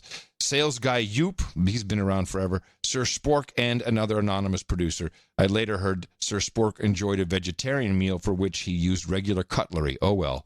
I brought the Zoom to catch a clip with all the names. Meanwhile, I'm fighting my smartphone and laptop to get pics transferred. Greetings from Trajectum, Sir Hendrik. This is Sir Hendrik at the third meetup in Gitmo Lowlands, Utrecht, with 10 attendees, and I will ask them their name. What's your name? Bastiaan. Sales guy Joop. OTG? Dame of the Doomsday Deniers. I'm OTG. Hi.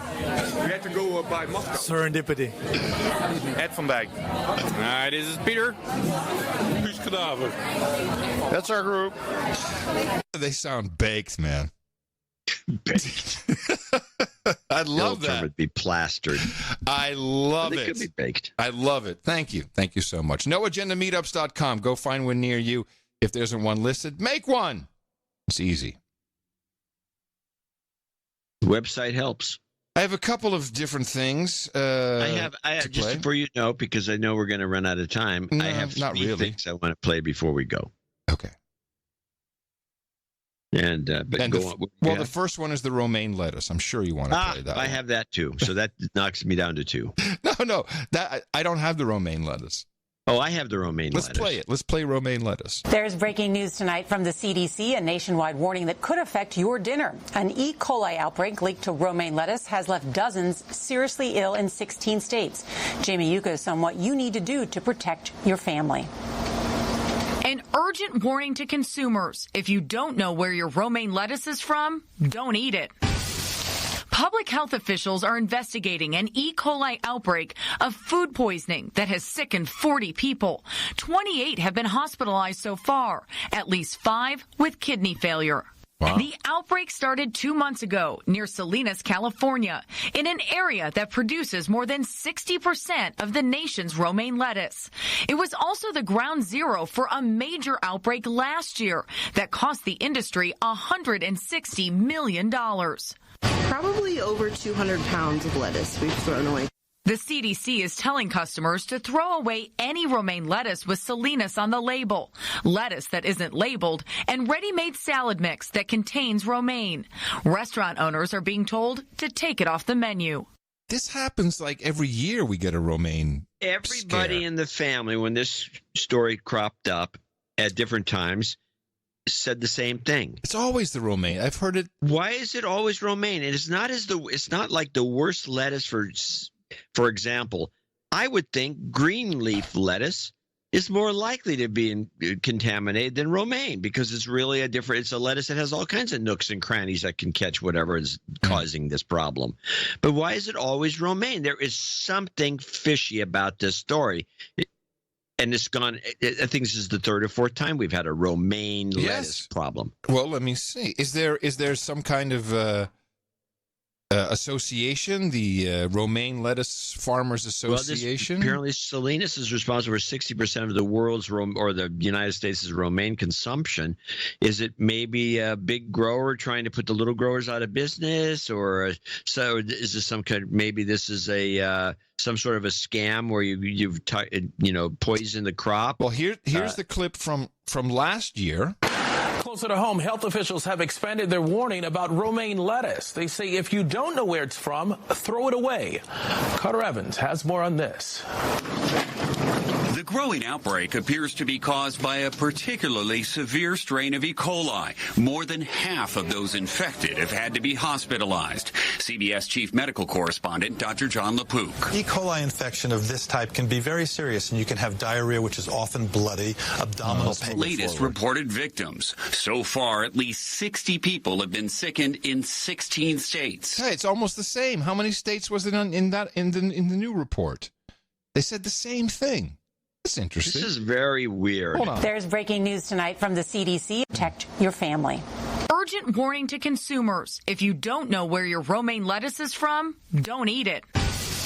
Public health officials are investigating an E. coli outbreak of food poisoning that has sickened 40 people. 28 have been hospitalized so far, at least 5 with kidney failure. The outbreak started 2 months ago near Salinas, California, in an area that produces more than 60% of the nation's romaine lettuce. Where's the States? It was also the ground zero for a major outbreak last year that cost the industry $160 million. So it's the same thing. So back to the old report. So far, at least 60 people have been sick. What? It's almost the same amount of people. In 16 states. The fluid loss alone can lead to dehydration. Okay, that place needs to be shut down. I mean, how can that be? How do we know this is not an extortion racket? It's got to be something. I mean, it's almost the same report. 15 states versus 16 states, 40 people versus 60 people, the same place.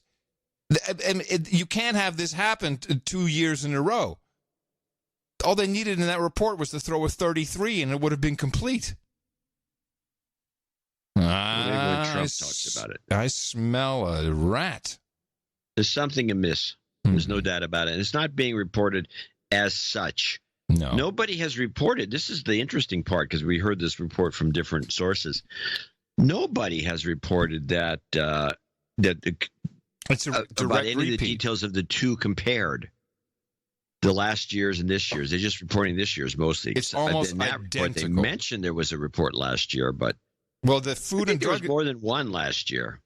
The Food and Drug Administration needs to get on this place because California, once again, is poisoning the rest of the country. You guys are shitty over there, man. I don't like what you're doing to us. This is very disturbing. We'll stay in California. As you know, I've been tracking the microgrids as the way to solve all problems, not just the problem of Pacific Gas and Electric lighting fires because they can't seem to keep their wires from doing so, but also it's a great way for ultimate control where we can say, I'm sorry, we got to turn off your refrigerator because we've got to conserve a little bit. Well, the microgrids are rolling out, and they're very successful. People are extremely excited about them. Of course, this is only a test, so the microgrid is not quite ready for prime time yet. And to find out more about these so-called microgrids, we turn next to the KCBS Ring Central Newsline and check in with San Francisco Chronicle energy and business reporter J.D. Morris, who is writing about this in the paper today. J.D., this is pretty fascinating all the way around. To what degree did this seem to work during these PSPSs? It seemed to work pretty well. I mean, they have been talking about doing this for a while, particularly in Angwin and Napa County, and they were able to keep the parts of that energized that they wanted to have stay on, as well as a couple other spots throughout the month of October when they turned off power. However, this isn't like a traditional microgrid in the way that people normally mean when they refer to that. These are temporary diesel-fueled situations, which is not normally what people are talking about when they refer to microgrids. I love how his voice goes up because he's so annoyed by the fact that he has to. This guy's in on it. He's all in on the microgrids. He's so annoyed that he has to report that they're dirty, nasty diesel generators that provided this power, that his voice goes, well, these are really not the traditional, it's really not the real microgrids. Very diesel-fueled situations, which is not normally what people are talking about when they refer to microgrids. But this was able to keep power on for some areas, and I will note there was also a delay because of the temporary nature of this. It actually takes a fair amount of time for them to switch from the normal grid to this temporary solution, and then to turn power back to the normal grid afterwards. So it's not a perfectly seamless thing. But the guy had to, because all these guys are out with those diesel generators pulling on a rope to get the thing to start. So but he does give us a glimpse into the future of microgrids in California. Now, contrast that to a place like the Blue Lake Rancheria up in Humboldt County, which has its own permanent solar-powered microgrid set up. With them, they told me that. Wait, write down the name of this place because we got to track that. Solar-powered Wait, what is this? What was it? Up in Humboldt County, which has its own permanent solar-powered microgrid set up. With them, they told me that it's a totally seamless thing. Like they don't even know when the rest of the grid goes out. So that's just a more expensive solution. We're just about out of time, but I did want to ask you. You write that PG&E is hoping to set up about 40 of these microgrids in coming years. They are, and we don't know where those are going to be. But maybe it's possible that a lot of the places that have been turned off repeatedly might see some benefit from that in the future. All right, there you go. Much more expensive solution. He's been told it goes really fast. He's a reporter, doesn't have any information, but there's going to be about 40 of them. Microgrids in your future. Micro scam. Hey, I have a Brooks ISO I want to run by before the show ends. It came from a longer clip, but we're not going to play that clip. Yeah, I agree with that. I agree with that at the end of the show. Yeah. Okay, I knew it wasn't that exciting. Well, it's okay. I have someone. What did I get here? I have. This is also not great, but it's. That could have been an MTV VJ. What's that? I think that's a lot better. Okay. I have a Julian Assange update. It's going to be old news if we don't play it pretty soon. Earlier this week, Swedish prosecutors have, for the third time, dropped an investigation into sexual assault allegations that Assange has long denied. The move comes as Julian Assange's legal team is fighting his possible extradition to the United States, where he faces up to 175 years in prison on hacking charges and 17 counts of violating the rarely invoked World War I-era Espionage Act for his role in exposing U.S. war crimes in Iraq and Afghanistan. A full extradition hearing will take place in February. Julian Assange has been locked up at London's Belmarsh prison since April, when he was dragged out of the Ecuadorian embassy by London police. He had taken refuge inside the Ecuadorian embassy for over 7 years to avoid extradition. Yeah. You're right. I'm worried about him, too. It could be way too late. This guy's going to die. And every report I see kind of says that this is it. He's done. Well, that's one way of taking care of the problem. Although WikiLeaks is still going fine without him. Yeah, it's just that they're setting an example. This is odd. The Sydney In the Morning Gitmo Nation unsupported file format. What is this?